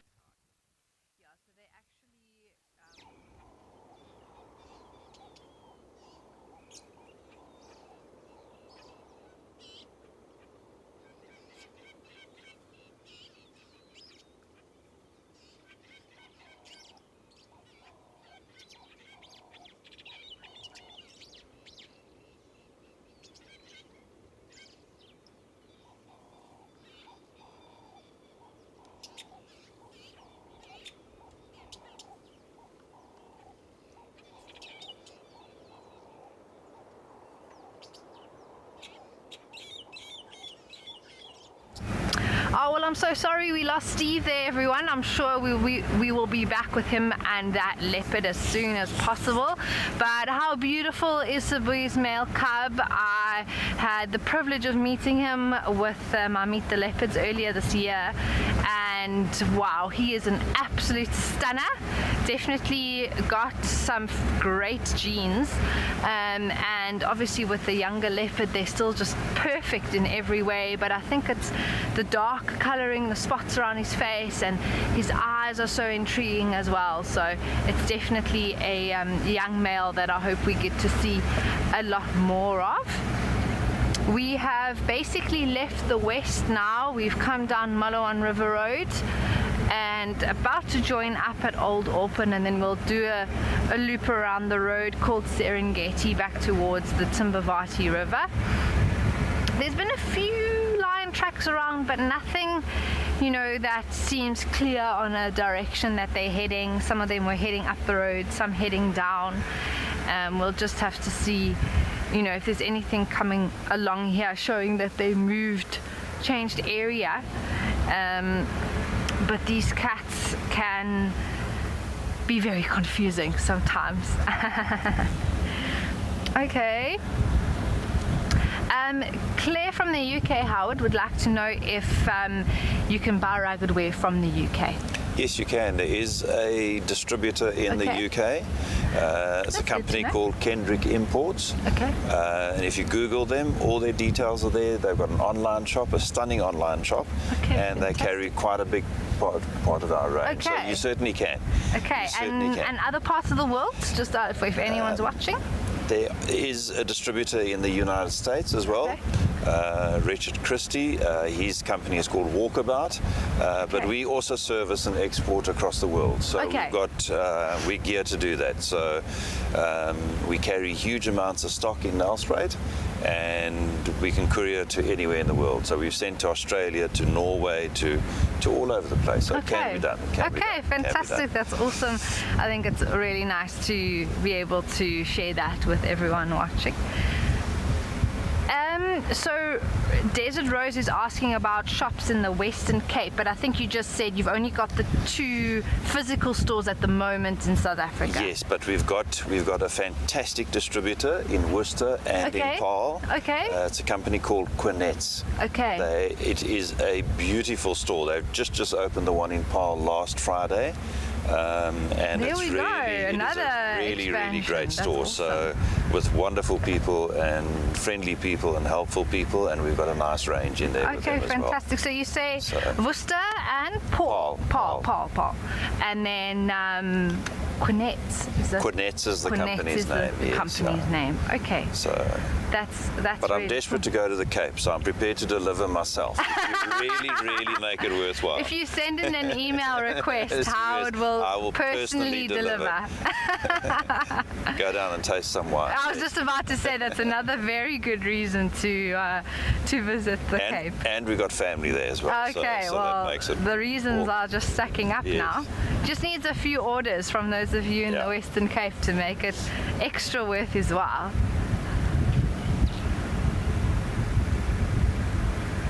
It's definitely exciting that so many people can actually access the clothing and everything that you have on offer. And please keep looking for when we run specials and things. So there are often some really great specials. Yeah.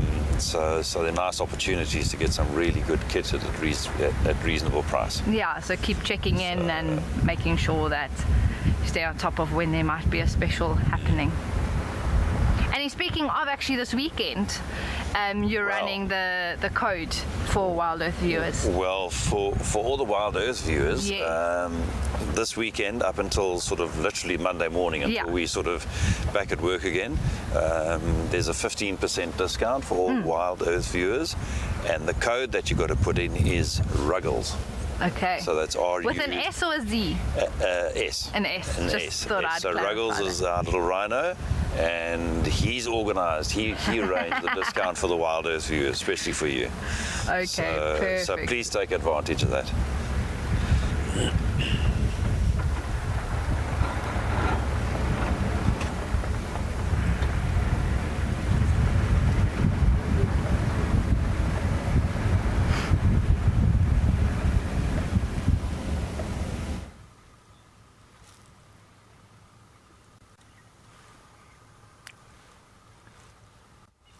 Watching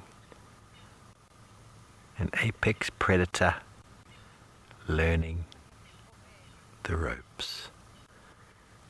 We don't know what has been seen or heard, but he's walking incredibly.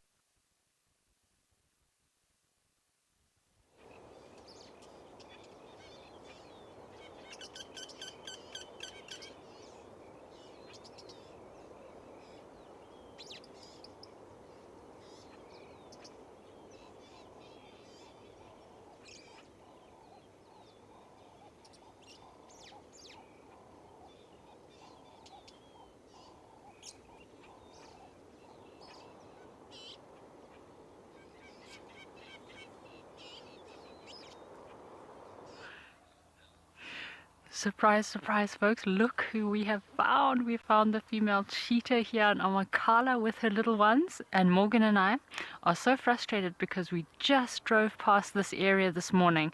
It was a little bit misty, but we did not see anything in this area. And now we heard that the sighting was here just where we had driven past this morning. Oh my goodness. They are huddled up on the top of a termite mound, absorbing this early morning sunshine after a very chilly night here in Amakhala. Isn't that just precious? Oh my goodness. For now you can see two little cheetah heads on their mother's back there, or one head resting on the mother's back, but there should be three little ones there. Oh my gosh, I'm so excited. The area that, obviously with all the roads being closed in Amakhala, there's not many roads we are able to drive. So our hopes for this morning was maybe to find the elephants. Morgan and I were quite hopeful to find the elephants, but we were not thinking we would find this female cheetah. Especially because the two boys, the two amigos, they were in the area yesterday afternoon. So if anything, we thought we might bump into the two amigos. They've probably moved quite a distance from here.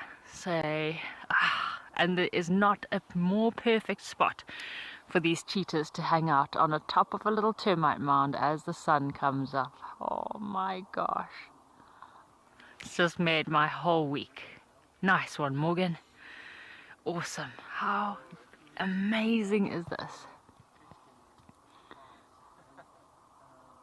You can see the little one's eyes are closed. They're just resting. So they must have been lying up somewhere in a thick bush when we drove past earlier. Lola, so there's 6 cheetah on Amakhala at the moment. So we've got the 2 amigos, the 2 boys that roam around by themselves. And then we've got this female cheetah with her 3 little cubbies, or as Morgan says, 3 little cheetahs. I love that name, Morgan. It's a really cool one. Little baby cheetah cubs. So generally the mortality of these cheetah cubs can be quite high. So this female did start off with 5 cubs and now she is down to 3. It does happen. You often, lions, if there's lions in the area, they'll kind of take out cheetah cubs if they find them. They can be killed by other predators. So generally, sort of the success rate of cubs within the first couple of months, they are very at risk of being found and killed by other predators. These cubs should be about 5 or 6 months old already. They look a lot smaller than they were the other day for some reason, but this is quite a nice close sighting we've got. They don't look like honey badgers anymore. Hopefully we'll see them get up just now, but they are very snoozy and chilled at the moment. What a privilege it is to be able to sit here and watch these little cheetah cubs. Oh, there we go. There's a bit of movement there. Got the 3rd cub that we haven't really seen too much, just on the right. What are the odds? There we go.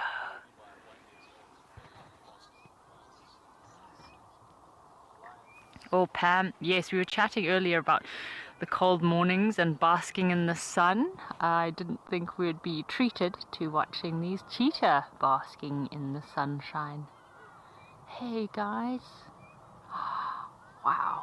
So they're still quite fluffy on their heads and necks. If you see, their heads are still kind of round and fluffy, but they've lost that dark color on their back, so they no longer look like little honey badgers, or the dark color kind of on their underside and that very thick mantle. So when they're young, they have a sort of a resemblance of a honey badger, which could be like a defense mechanism. So when the female cheetah stashes them and leaves them hidden, at least if other predators come across them, they might be frightened away, because no one messes with a honey badger. So generally, little cheetah cubs are weaned between the ages of 2 to 4 months. So if the mother finds enough to eat, she can even continuously feed them for about 5 months. I have not seen these cubs suckling at all, so I think they are mostly weaned. And then from about 6 weeks is when these small cheetah cubs will normally start gradually eating a bit of meat and then slowly becoming weaned from their mother. We are so lucky, folks, to have these cheetah in the one little area that we are able to drive after a week of torrential rains is definitely a blessing in disguise. So the last time we saw this female cheetah and these little cubbies, she was quite a distance away. Takes us, oh yes, howdy does. Howdy does are saying good morning. And lots of howdy does around. Yeah, so the last time we saw this cheetah with her little cubbies, she was at least an hour and a half's drive from where we stay. So it's quite a distance through these valleys, up this massive hill. That was the last time we saw her last week. It was early last week. It's been about a week since, or a week and a half since we last saw this female cheetah. Our last sighting was of the two amigos. Oh, Liverpool bird, this is just absolutely so brilliant, such a blessing. I mean, Morgan and I have had a couple of days where we have not been able to go out at all. There's just been rains, and I would have thought that these cheetah would have moved very, very far, like further north of the reserve, but they've come all the way down this side. Just admiring their spots. So to me it's so fascinating, just like with zebra. So every cheetah has its own special and unique spot pattern. You can see those tear marks down from their face there. Those black tear marks helping them when they're hunting in the broad daylight, sort of reflecting out sunshine. Ooh, what an interesting moment we have here. So we've got, what is it? It's not quite, oh, it is Catterday. Spots and rosettes. What a special morning. Lots of action out and about today. If you're joining us on this sunrise safari, I don't think you get better than that on this Catterday.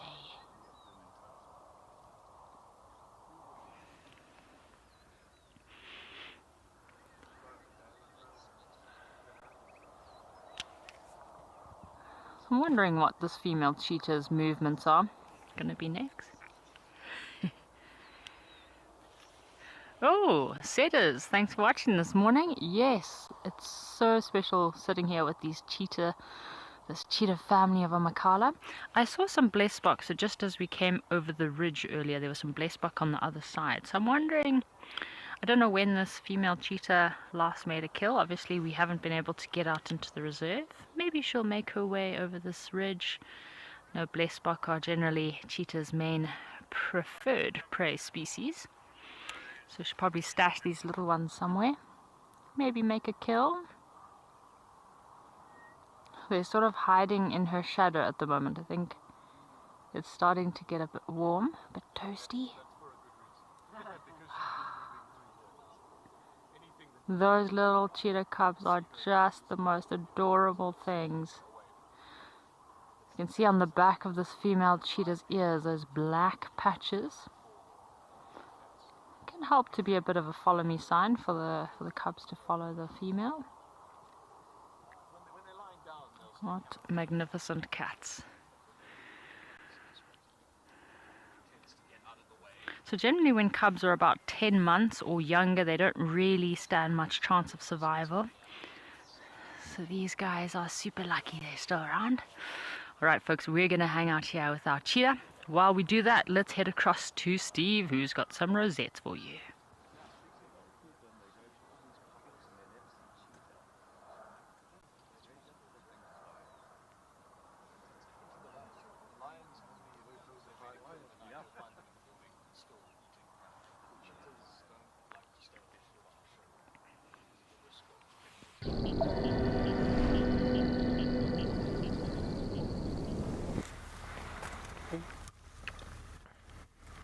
Well, our boy is being very playful. He's been chasing himself around. He's getting almost a little bit of zoomy action this morning. A few nice moments on the log. Goes up the tree, rubbing his head on things, biting things, being super playful. And the practice of climbing a tree like this gives him the necessary balance to take prey animals up there. Obviously, it's a place to go for safety, and he needs to be able to find comfort in trees, and then to also be able to grab prey and take it up there. And then comes the dismount, which is always a little bit more challenging than going up.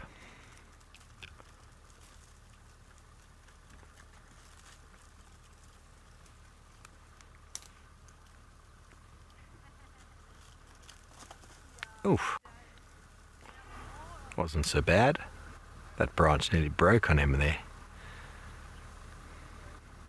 You see how he uses his tail as a counterweight.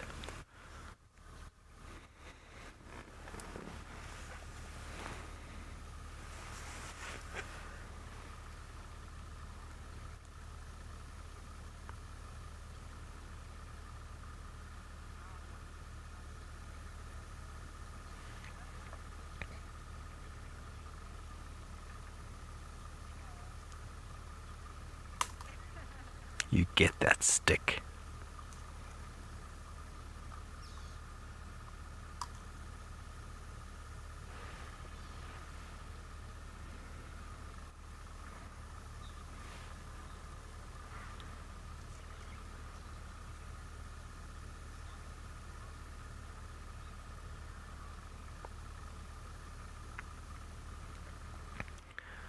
But Anna Marie, do they really leave the mothers earlier?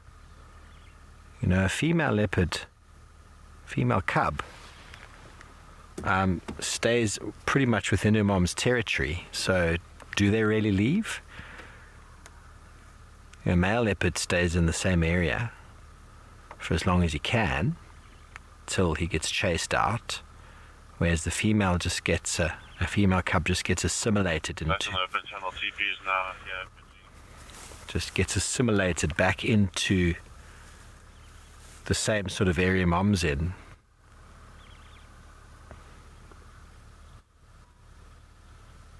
So she gets tolerated and allowed in that area, whereas this young boy will only really be tolerated and allowed in the area by his dad. Any other male would either kill him or chase him away.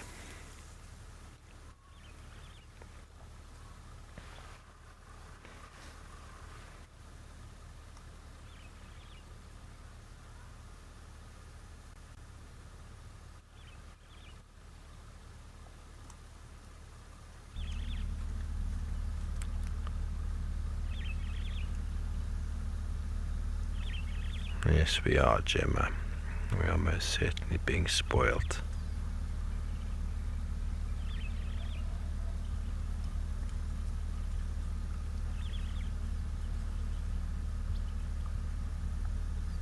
That grass really does look delicious, doesn't it? And we probably all know the purpose of eating grass is to cause them to vomit. And by vomiting they will regurgitate a ball of fur and any undigested bones that are in the gut.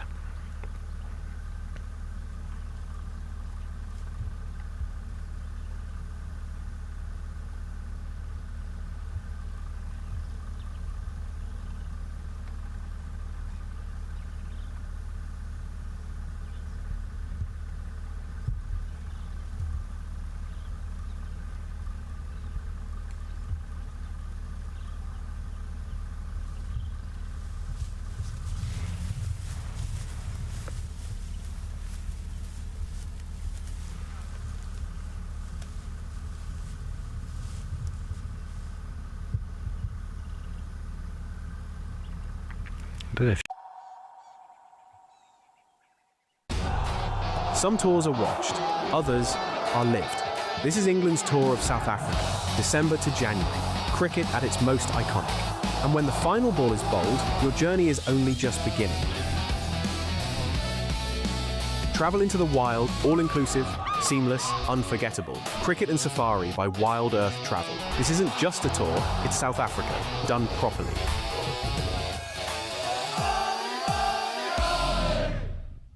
The Wild Earth Impact Foundation is a non-profit that uses the power of wildlife storytelling as a force for good. We create sustainable development projects that showcase conservation stories, empower people, and inspire environmental action. As a registered South African PBO, you can make a tax-deductible donation to the Wild Earth Impact Foundation. To find out more, visit our website.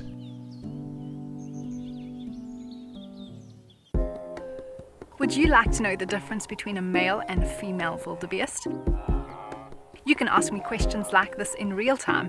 Our safaris are live and interactive here in the heart of Africa.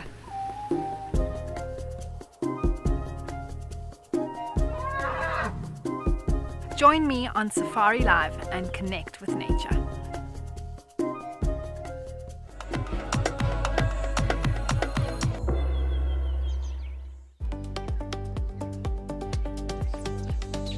I want us to qualify this one here as a tusker. Just got our timing perfect with the herd of elephants. Look at this girl, so elegant, so pretty.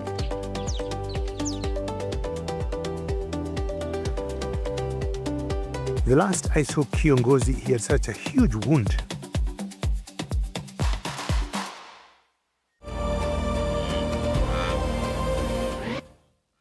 We know that adverts pay our bills, but you don't necessarily like them. So, this is a fantastic way to stop being interrupted. Sign up today and you'll get instant access to wildlife. 24/7, ad-free, live and on demand.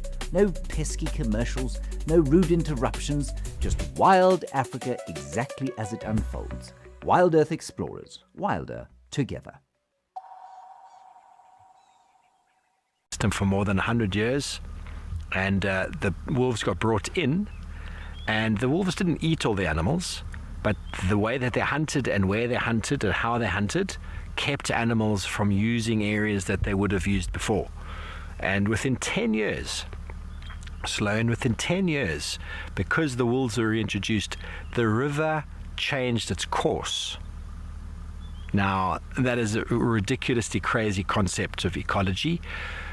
The wolves didn't kill every animal, just they restricted areas that they would have gone into before. So the trees and the shrubs that were growing along the rivers and the valleys that were being browsed and herbivore influence was happening there got left alone, because any elk or caribou or whatever that went into those riverine areas were much easier hunted by the wolves. So they started avoiding areas because of the wolves' hunting strategies, and so that allowed plants to regrow and allowed the beavers to then do what they do, and it changed the course of the river. So predators are so vitally important. They remove the weak, the lame, the infirm, and predators perpetuate prey animal species survive with the fittest. The strongest ones survive, the strongest ones mate, the strongest ones make it through being a youngster into a successful adult, and that's what happens. So how does it influence their behavior? The whole herd mentality that we see, finding animals in groups versus being on their own, is 100% because of predation. If there was no predation, sheep wouldn't need to be shepherded. They could just live on the landscape. But because there is predation, you can hear some impala shouting over there. Are you going to go catching a male impala that's busy rutting? I don't think it's quite on your range. So everybody, we got cheetahs, leopards and lions on the screen for you right now. All three of them instrumental in shaping how animals move and interact in the landscape.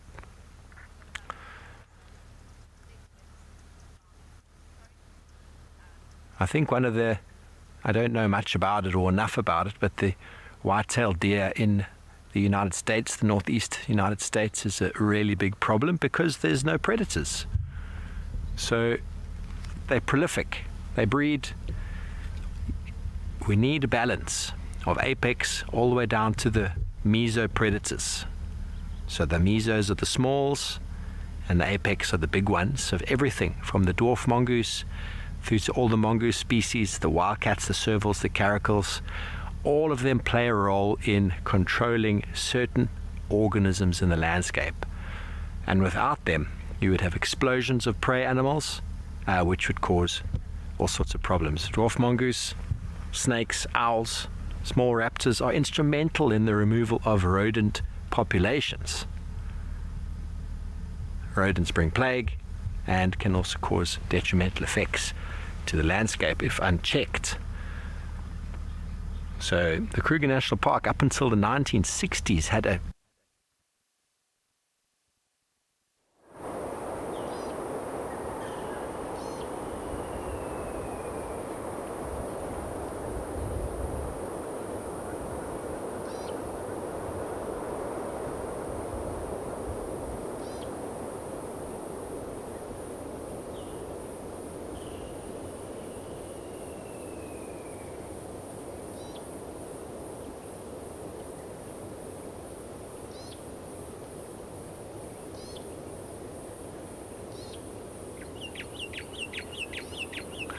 So right here we have Kiongozi and Vuli, who look like they're looking at something. Sorry, due to some technical issues we lost Steve, but I'm sure we're gonna go back to the leopard. That leopard sighting is amazing. So right here, these two look very curious. There's some dagger boys down in the drainage line. There's a swampy area, and looks like Kiongozi is very, very much attentive. By the look of it, he wants to get to that spot. There's a big herd of buffaloes just close to where the dagger boys are, and I'm sure that is not something he wants to encounter. We know buffaloes can really put up a fight. We saw yesterday when the Rongai Pride tried to bring down a buffalo, and it was not a really, really easy task for the Rongais. These two can put up a formidable force, and I'm sure they can be able to bring an old dagger boy down. So he has to scout, he has to isolate and who to go for. Sometimes dagger boys are really very slow, and when they're watching them, they have to make sure that they at least move so that they can isolate and pick a target. He's on the advantage because of the wind. You can see the wind blowing his mane, so he's downwind. A very good sign of how lions will hunt. So they also depend on the wind.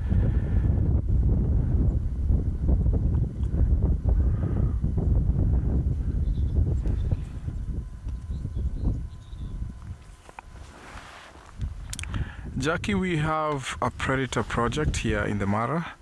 So they do a monitoring of leopard, cheetah and lions. A few times we come across youngsters, teenagers with collars.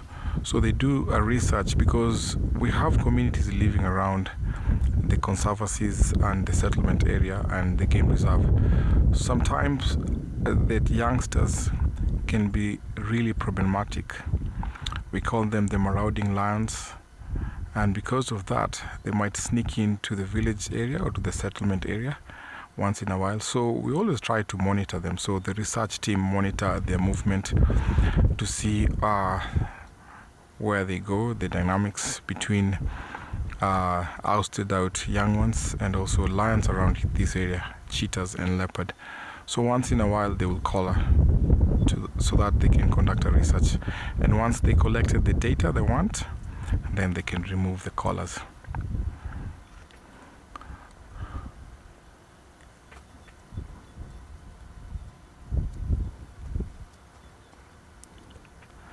Because of their eyesight, lions are very good. So by looking at him, he's trying to pick up a target. He's trying to isolate which one to go for. Wow, that's a really interesting question. I've never thought about it. I would say lengthwise can be around 10 centimeters maybe, or 12, depending. But I'll have to check it out.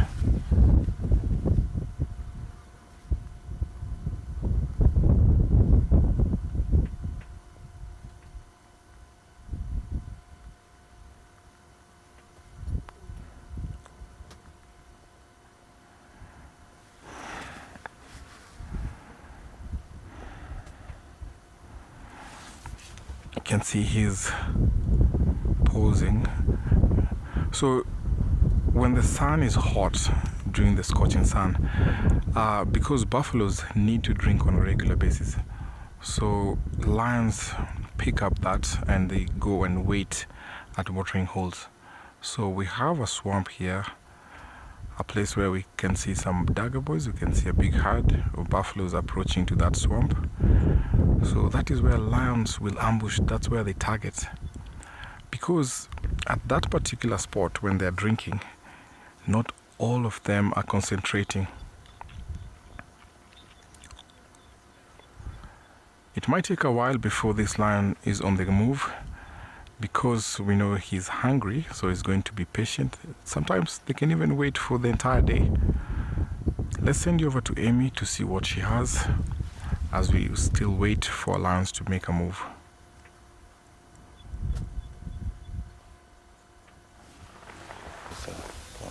We do have some very relaxed ellies here, and much like the scenes we've been enjoying over the last few days with elephants around marula trees, we're in a completely different area though, different tree. And we've been fascinated by how these elephants have been picking up bits of branches and chewing on them. There we go. It's been actually tucking it between its tusk and its trunk.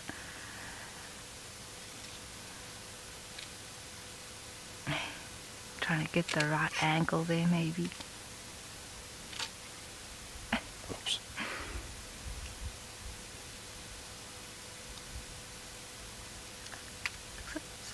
Yeah, I was trying to bite off a bit. Oh.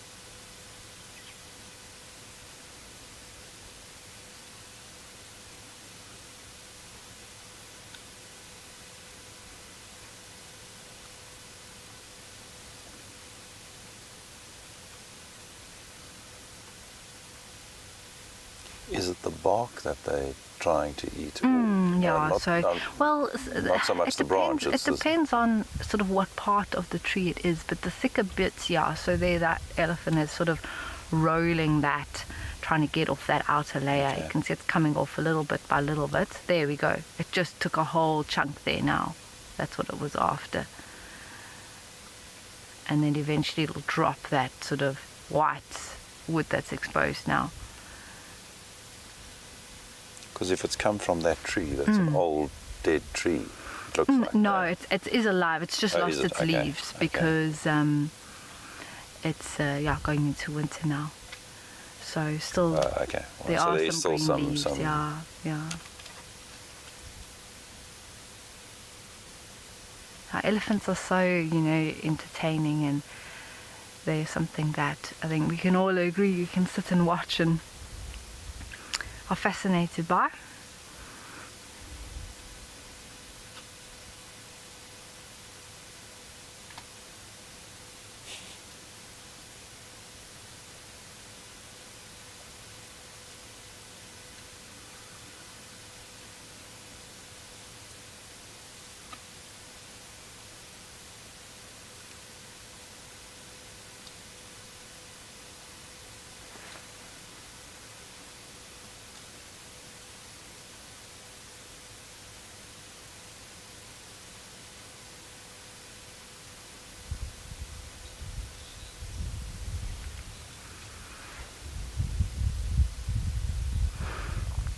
Howard Shays would like to know if there's any chance of opening a rugged wear store in Zimbabwe. That's an interesting one. It's not something we've considered, but if she would like to do it and she wants our help, we're always able to do that. So, I would never say an immediate no to any opportunity. I think Zimbabwe would be a great market. We already export quite a bit into Zimbabwe. Okay. So those opportunities always exist, and as business people we weigh them up and we have a look and see what's involved and how one can do it. But it's always worthwhile considering. Or maybe a distributor that could, have the stock. Correct.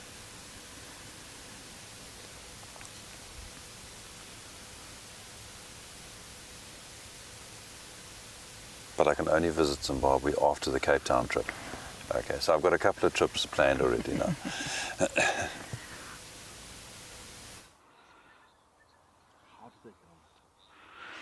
We're still sitting here with our cheetah.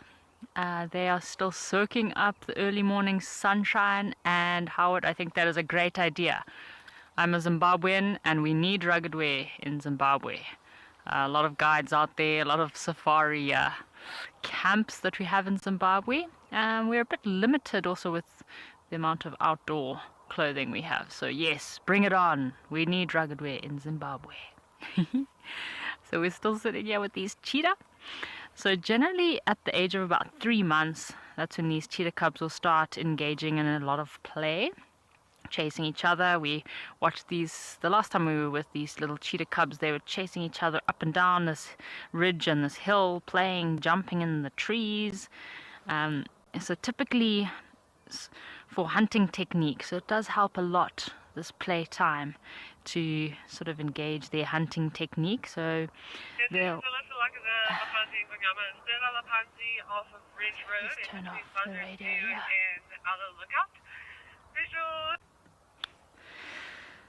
Yeah, so normally these cheetah cubs at about 6 to 12 months old, that's when they'll really start engaging their hunting senses and paying a lot more attention to the female while she's hunting. She'll eventually start bringing sort of live prey back to these cubs. I mean, these cubs are about 5-6 months. So this would also actually be a great time for her to start bringing like semi-live prey back for the cubs to kill. She'll start with small things like little antelope. I mean, we've got a lot of grey duiker, or your common bush duiker, that we see around here at Amakhala.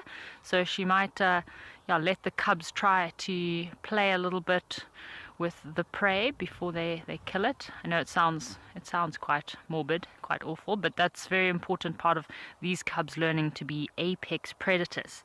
And then from about the ages of a year, so about 12 months, that's when the cubs will spend a lot more time closely with this female and joining her on hunts. So that at the age of about 18 to 20 months, they need to be able to be independent. They need to be able to hunt by themselves, because at this age, that's when the mother will start to leave the cub. So 18 to 20 months old, that's when the female will normally break away.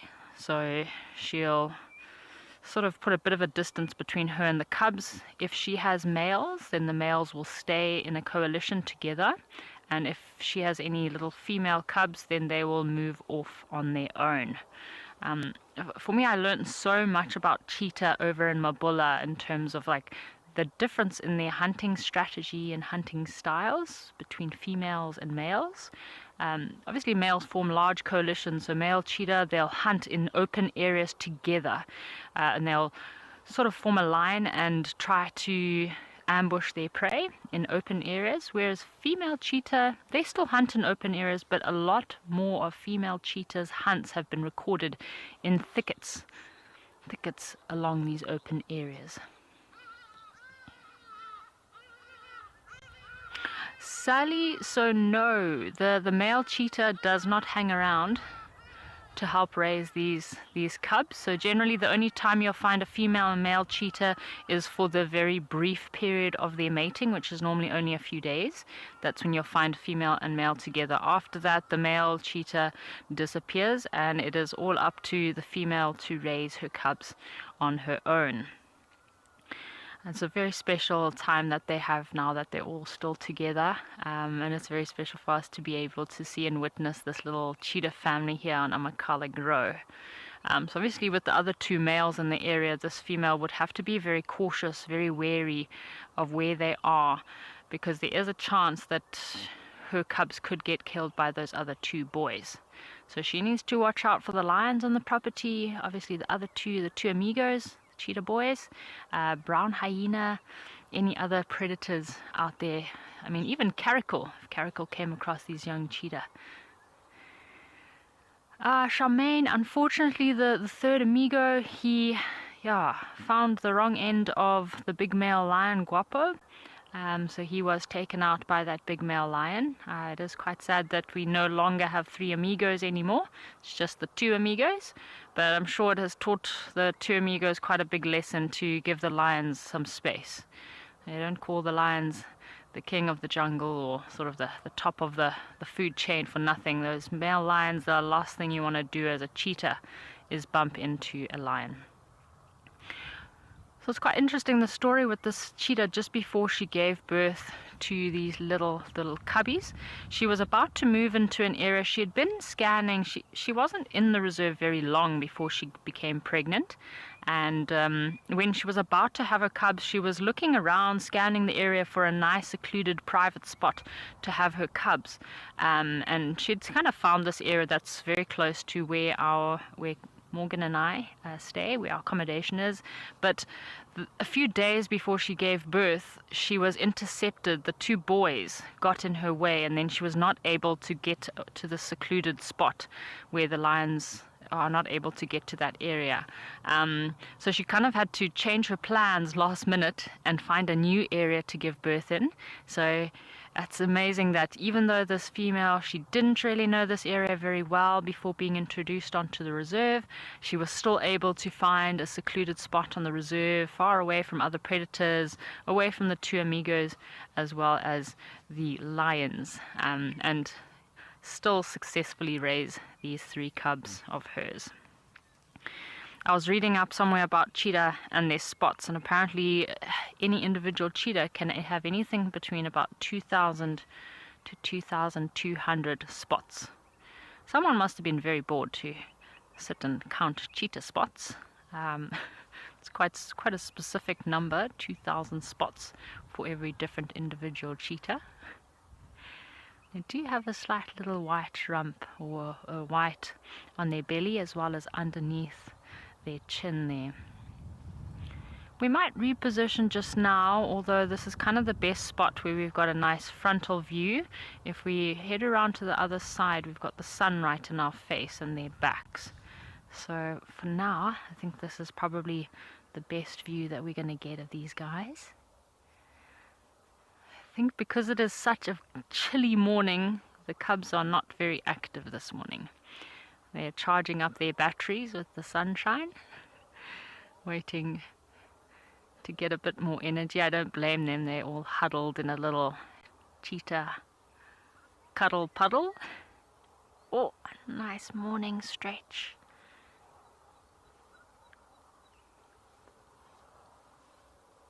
Ah, look at those little guys. So she's just moved a little bit so you can see the cubbies. Hey, little guys. Oh, look at them. You just see cheetah spots on their heads. They are all just wrapped into each other. Oh. One cub has his paw on the other one's head.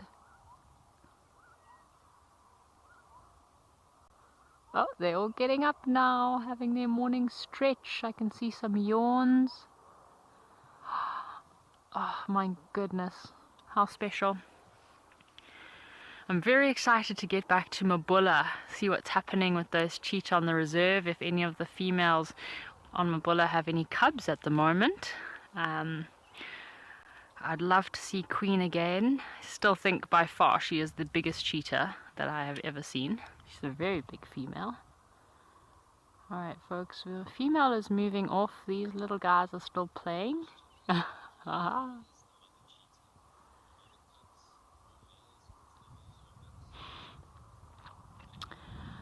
Jackie, I'm not too sure on the age of this female. I would probably say she's about 6 to 7 years old. She looks like she's definitely in her prime. And with the little cubbies, it is a bit difficult to age these cubs. I mean, even those cubs from the Hoedspruit Endangered Species Center, they were only able to sex the cubs once they sort of sedated them to take their DNA and just do some testing, make sure that they're all healthy. So it can be quite difficult to sex the cubs for the first couple of months, but definitely once they have moved off from the female, that makes it a lot easier to sex them. Oh, so we have got some movement here. They seem to be moving off. We might lose them. We're just going to watch them for as long as we can. But as soon as they move into the thickets here, it is going to be a mission to relocate them again.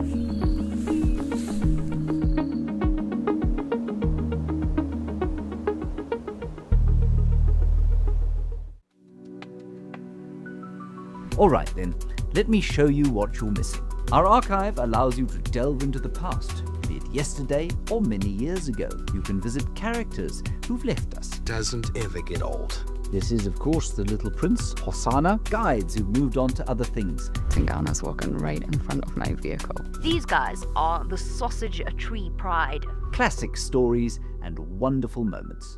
Wild Earth Explorers, wilder together. When the Mara turns green, life surges, the air hums, the earth stirs, and the wild comes alive. Here, the wonder never ends. It just changes color. Every storm, every sunrise, every sweeping vista is an expression of wild magic. Visit the Masai Mara. Experience the magic.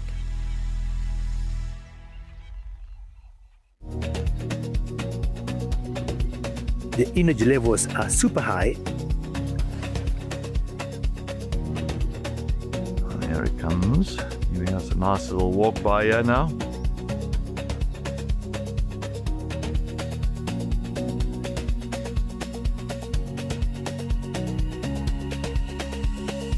And it's my first cheetah for about over a month.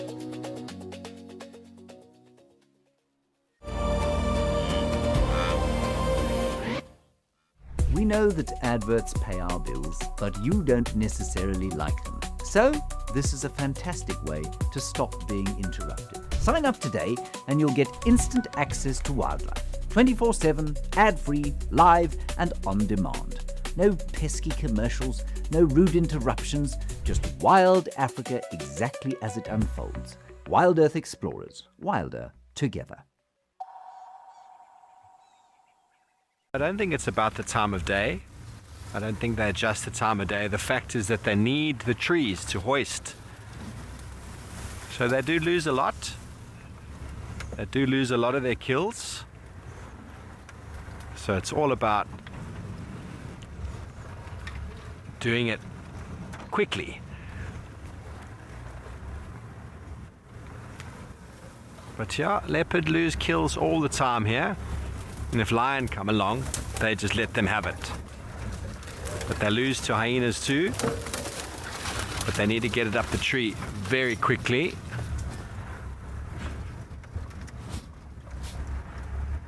Oh, just turn that heater off there. It's getting a bit warm in the front here. Okay. Okay, let's see if we can get another view of him. I'm going to try go here.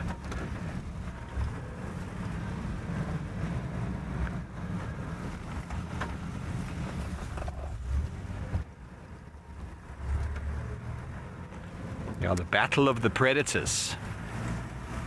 It's all very real.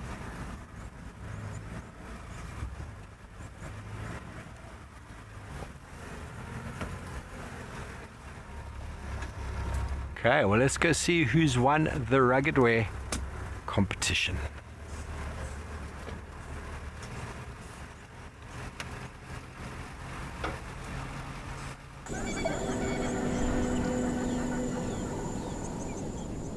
She can actually pop around and drop it off. Well, everyone, welcome back. We are here still with these elephants.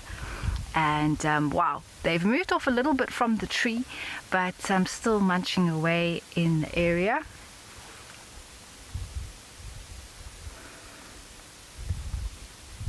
And yeah, we are going to announce the winner of the competition. Well done to everyone who sent through a answer.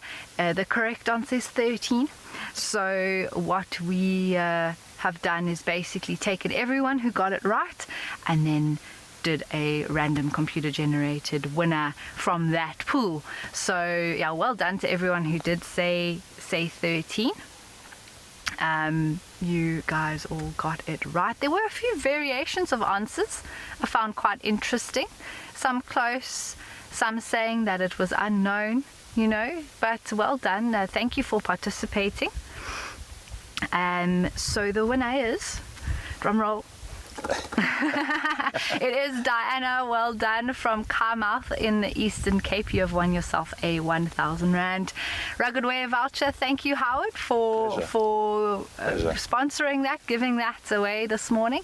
And Diana, you will be contacted by Lizelle from Rugged Wear, who will send all the details through to you. So congratulations, and we hope that you can get yourself some awesome rugged wear from the store.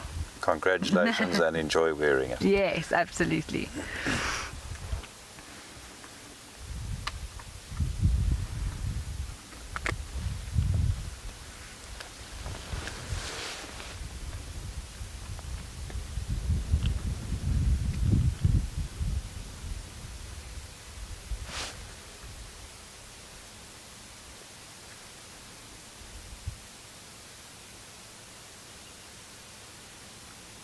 Seems like they have finished off with this marula tree, although I do think that maybe some of them will come back again.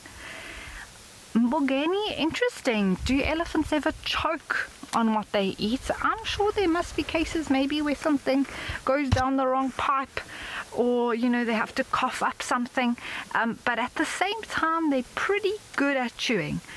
You can see that from these boys here. You know, they really do like to chew down. Oh, there's one approaching from the right, maybe coming to grab something. Hello, boy. Are you gonna give us a little bit of a look here? Yeah. As he comes past. And so yeah, I'm sure choking does occur from time to time, although I don't think they necessarily have any serious sort of fatal choking incidents, although anything's possible.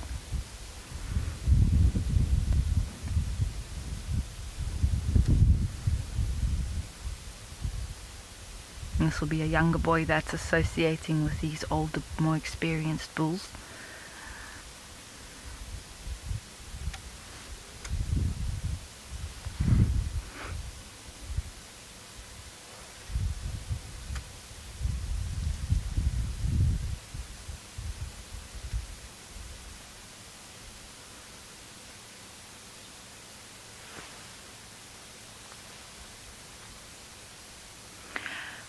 So Lafika elephants do both. So they graze and they browse. They have a combination of grass, leaves, fruit, bark, roots, you know, many different types. So we actually, that is then referred to as a mixed feeder when they both browse and graze.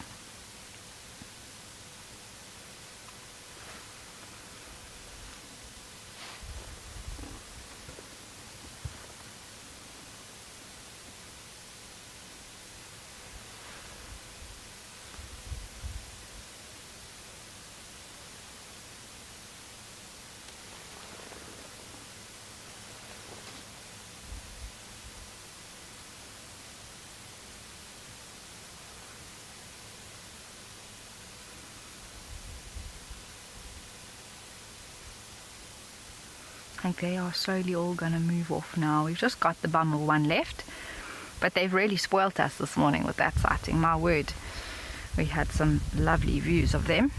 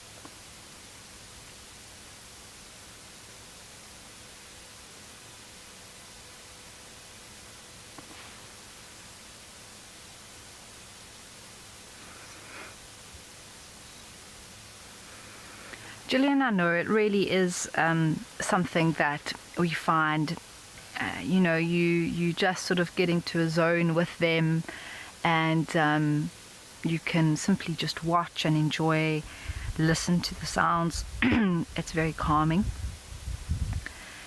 And you simply just fall into really their rhythm of whatever it is that they're doing.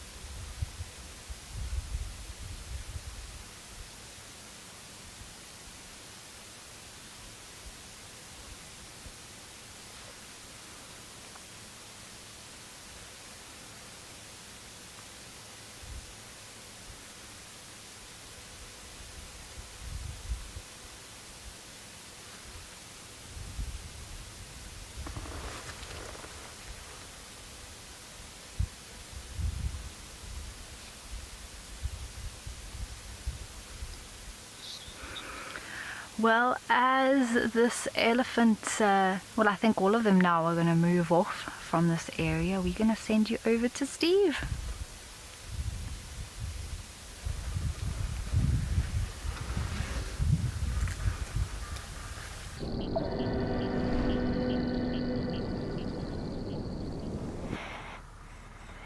This young boy is having a nap.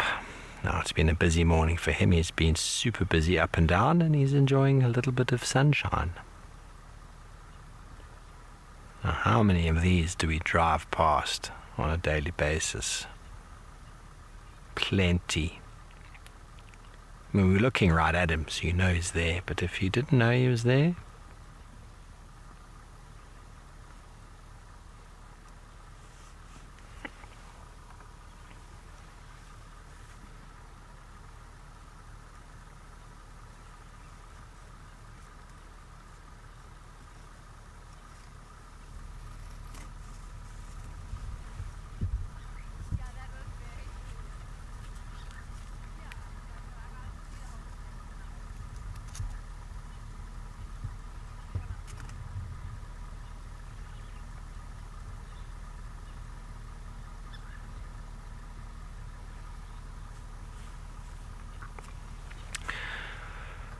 Ramsey, it's, to a degree, leopards require certain habitats and a wide variety of habitats and prey animals.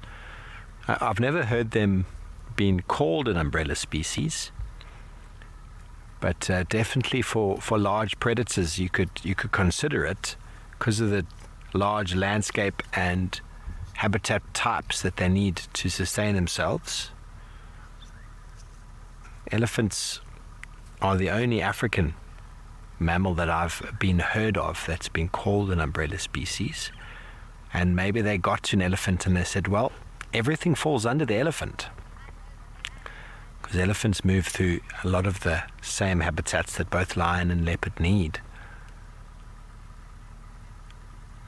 But if you didn't have elephants and you were conserving for lions, well, you could probably look at them as that.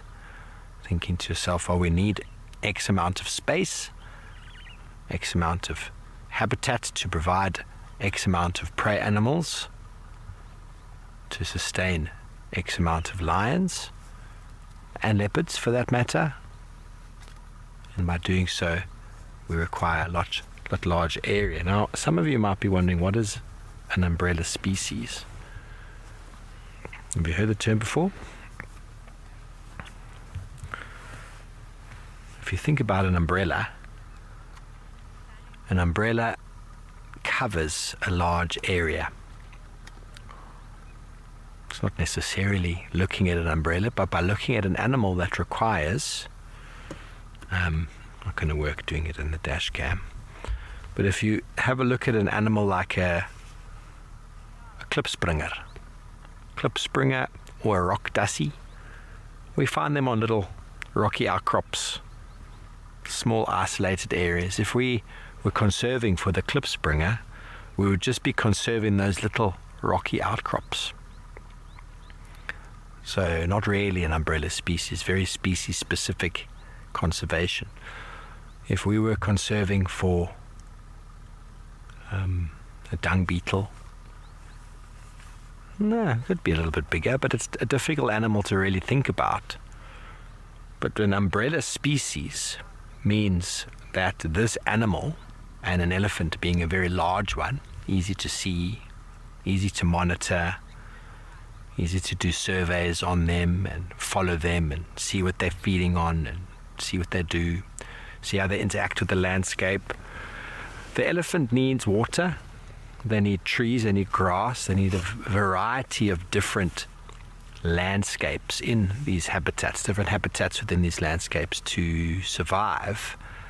They don't need a small little area, they need a large area. So by providing all of the necessary habitats and landscape area for the resources that an elephant herd, a number of elephant herds, 40,000 to 20,000 elephants need, you need X amount of space, and by conserving that space with the idea of conserving elephants, you're conserving the dung beetle, the klipspringer, the leopard, the lion, and all of the trees, plants, insects, birds that occupy those areas in the very broad, diverse habitats required for elephants.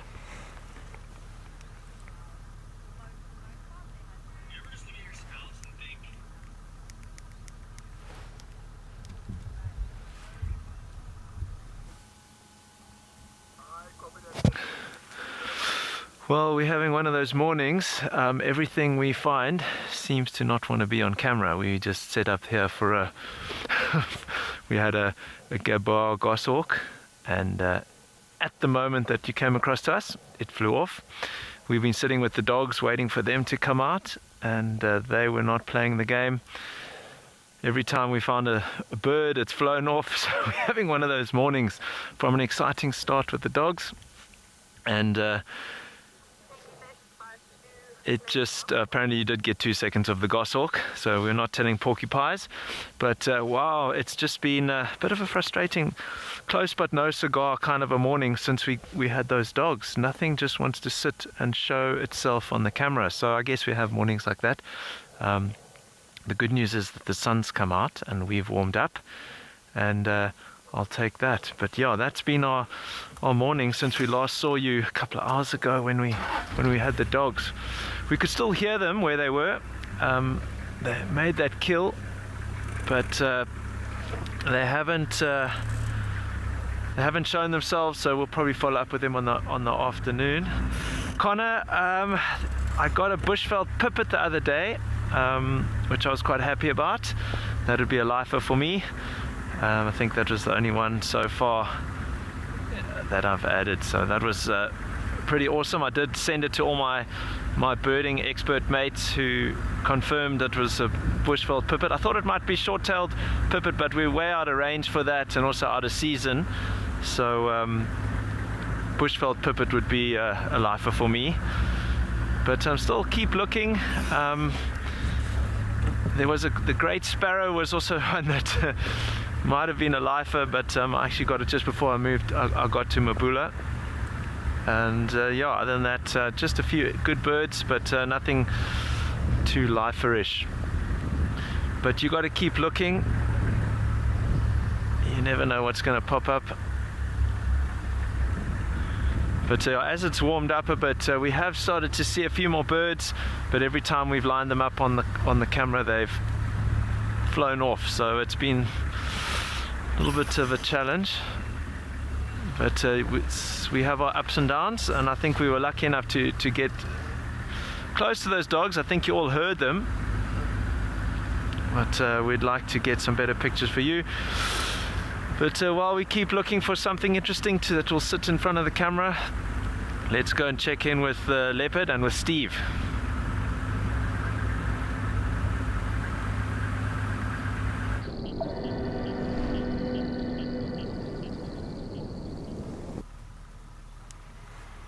What leopard? We don't have a leopard, Ian. What are you talking about? Yeah, he's sleeping here in the grass.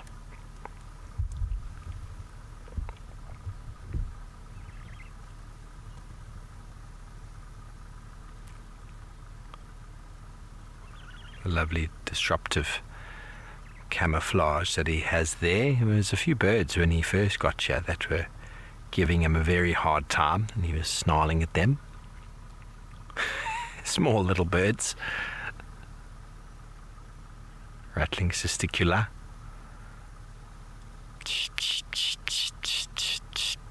Just shouting at him.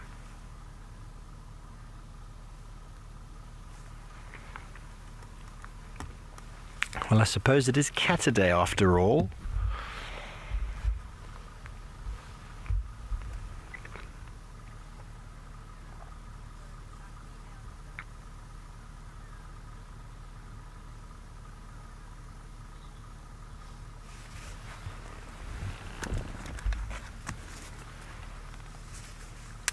Katia, I've never seen it. I've never seen 4. I've seen 3. I don't know what happens in the den. It's possible that 4 happens more often than not, but you don't see the cubs when they're that small, when they're tiny, size of a cell phone. How many are there? They could be 4. It's not impossible. I mean, cheetah quite often have 6. Lions can have 6. But very difficult to manage that number as a single parent.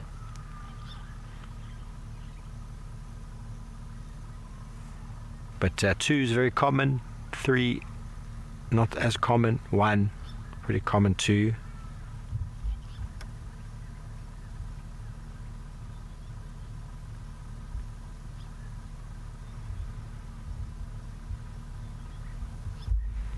Yeah, so they can have up to 6, but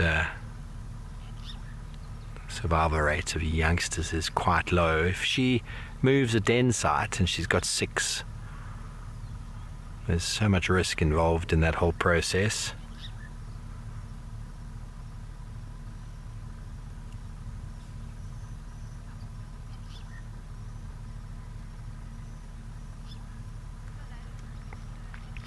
The communal suckling that comes with the lion prides make it easier for them to have more. Cheetah, I'm sure they have lots because of the survival rate. It's all about how many can we get to the sub-adult stage.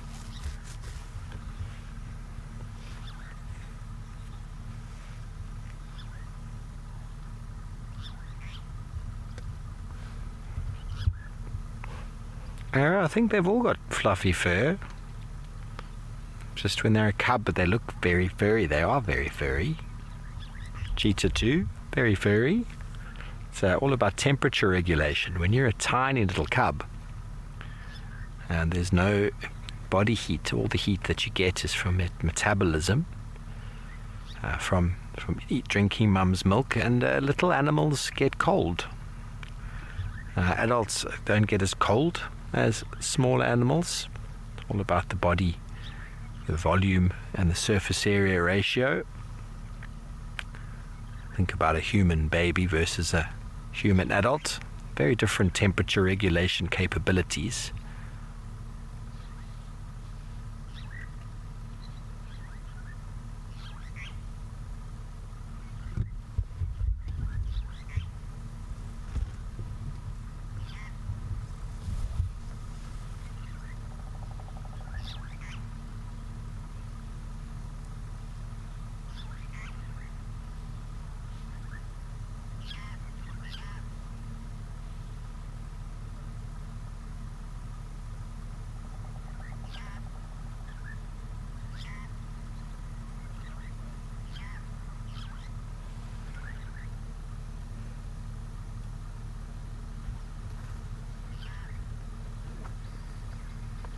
And Boz, I think you're looking forward to that coffee that's coming up just now, aren't you? Absolutely. Oh yes, it's nearly coffee time. And maybe this young boy could do with a double espresso.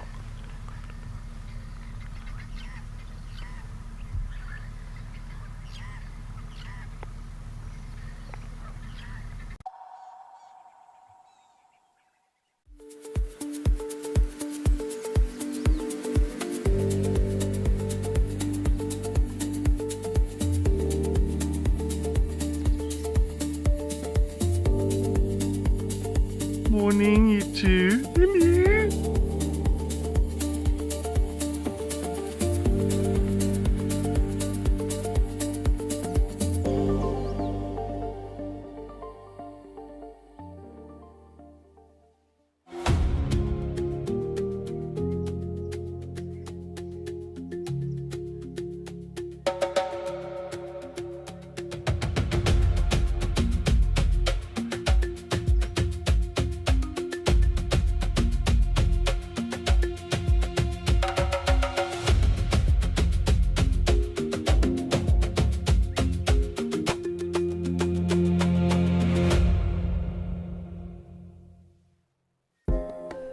Would you like to know the difference between a male and female wildebeest?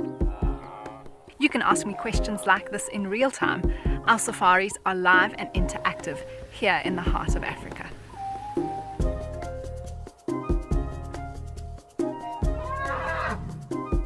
Join me on SafariLIVE and connect with nature.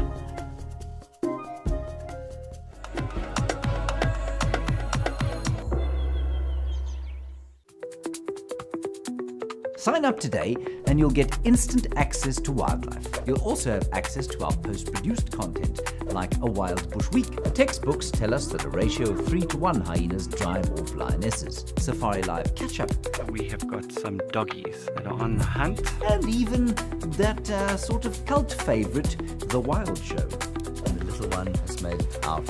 Hopefully will rejoin the herd. Wild Earth Explorers. Wilder. Together. We know that adverts pay our bills, but you don't necessarily like them. So, this is a fantastic way to stop being interrupted. Sign up today and you'll get instant access to wildlife. 24/7, ad-free, live and on demand. No pesky commercials, no rude interruptions, just wild Africa exactly as it unfolds. Wild Earth Explorers. Wilder. Together.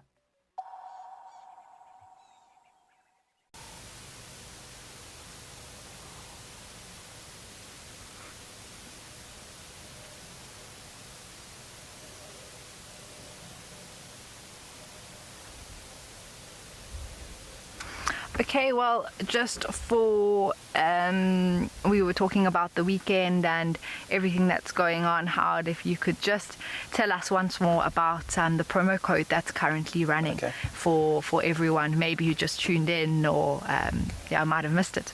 So we've run, Rugged Wares run especially for this weekend, and it's a special of a 15% discount on all purchases, so not only the Wild Earth purchases.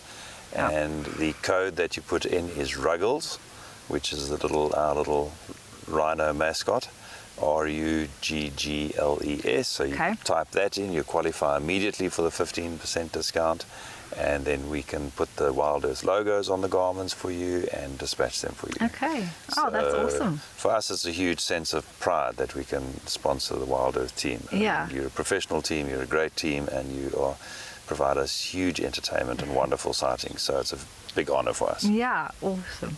Okay, well, that elephant, as you can see there, has moved off. So what we're going to do is just reverse out of here. See if we can turn around, because I don't think there are any more of them, and it's quite thick in that area.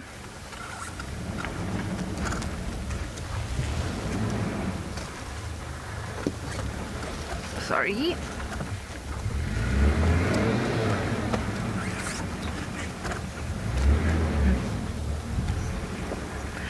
Oh, Lacey, there is, you can never ever say never. I dream of the day we'll see wild dogs again in Sandringham. It happened right here, actually, just where we are. And that was in December, if I'm not mistaken, with Leon. And I think his line was, well, this is a big surprise. It was just, oh man, what a fantastic moment and what a surprise. But there are sections in the fence. I mean, we've seen leopards cross, wild dogs can. The bridge here that's just ahead of us is, animals can pass underneath it. So yeah, let's have a look and see actually at that highlight and relive that moment, see if it is indeed exactly where we are now. Well, what a surprise. Wild dogs right here. It's right on the crossing of the Timbavati, so they're actually sort of moving in and out between our neighbors and Sandringham if they go under the bridge. Obviously the water's got to flow under the bridge. But hey, you never can say never. You never know. I see one. Cam said he saw another one. Animal lover, yeah, wow. This is an exciting moment indeed. I certainly didn't ever expect to see wild dogs. I actually prefer to call them painted hunting dogs or painted wolves. It's not something I ever expected to see here. Well, there we go, everyone. We've just crossed the bridge, the Avoca Bridge. And so, these things can happen. Very unexpected, but it was a great moment that I think none of us will ever forget, even though we weren't, I wasn't here myself, but I remember hearing about it. It was on our groups. It was quite the thing that happened that day, and we were all so excited and celebrating with Leon, because it really is, there isn't a resident pack on Sandringham, so it is something that is quite special to be able to share with you all and be able to see on camera.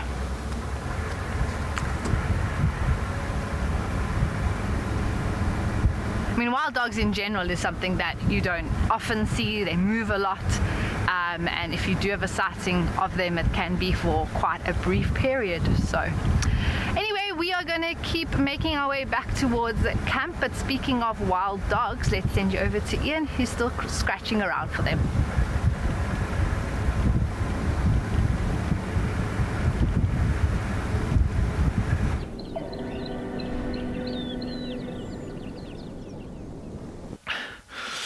Yeah, it is a big deal when you see wild dogs. We've been spoiled seeing them 2 days in a row now, but not the best sighting today. We did have them run past our vehicle. I don't think we were live though, and I think we definitely have to follow up on them this afternoon. They were so close, yet we couldn't see them, and that's so frustrating. But anyway, also just listening on the radio now, it sounds like someone picked up the cheetah boys in the south of the reserve, quite a long way away, so that's another option. And we haven't checked in on the lions either. So we'll see what the plan is, as there's a plane flying over. We just came here to these open section here just to scan and see if there's anything happening, but it's not a sausage. Very quiet on this side. So all that excitement from the wild dogs this morning seems to have abated, and we started with a bang and then it's gone very quiet. But yeah, we'll keep driving around, see if we can check on the other side of the hill here. There's not too much time left in the show, but we might be lucky with one more surprise.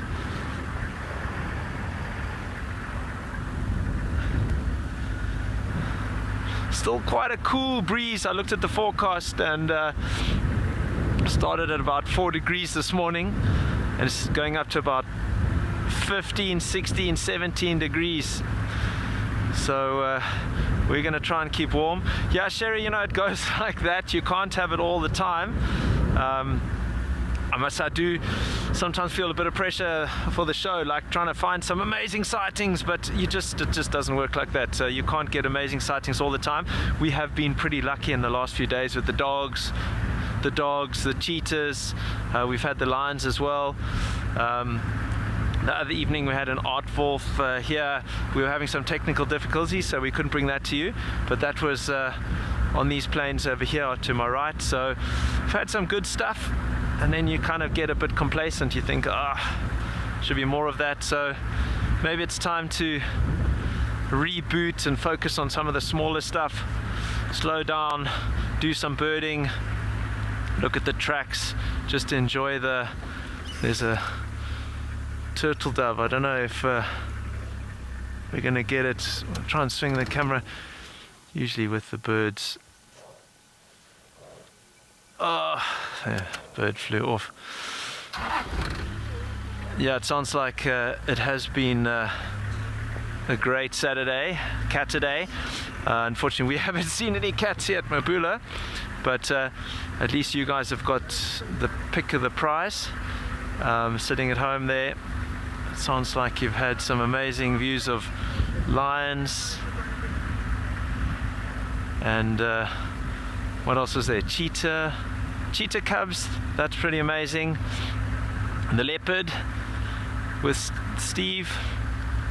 So it sounds like it's been a pretty fantastic drive, and I'm sure there'll be more excitement this afternoon, so please join us this afternoon if you can.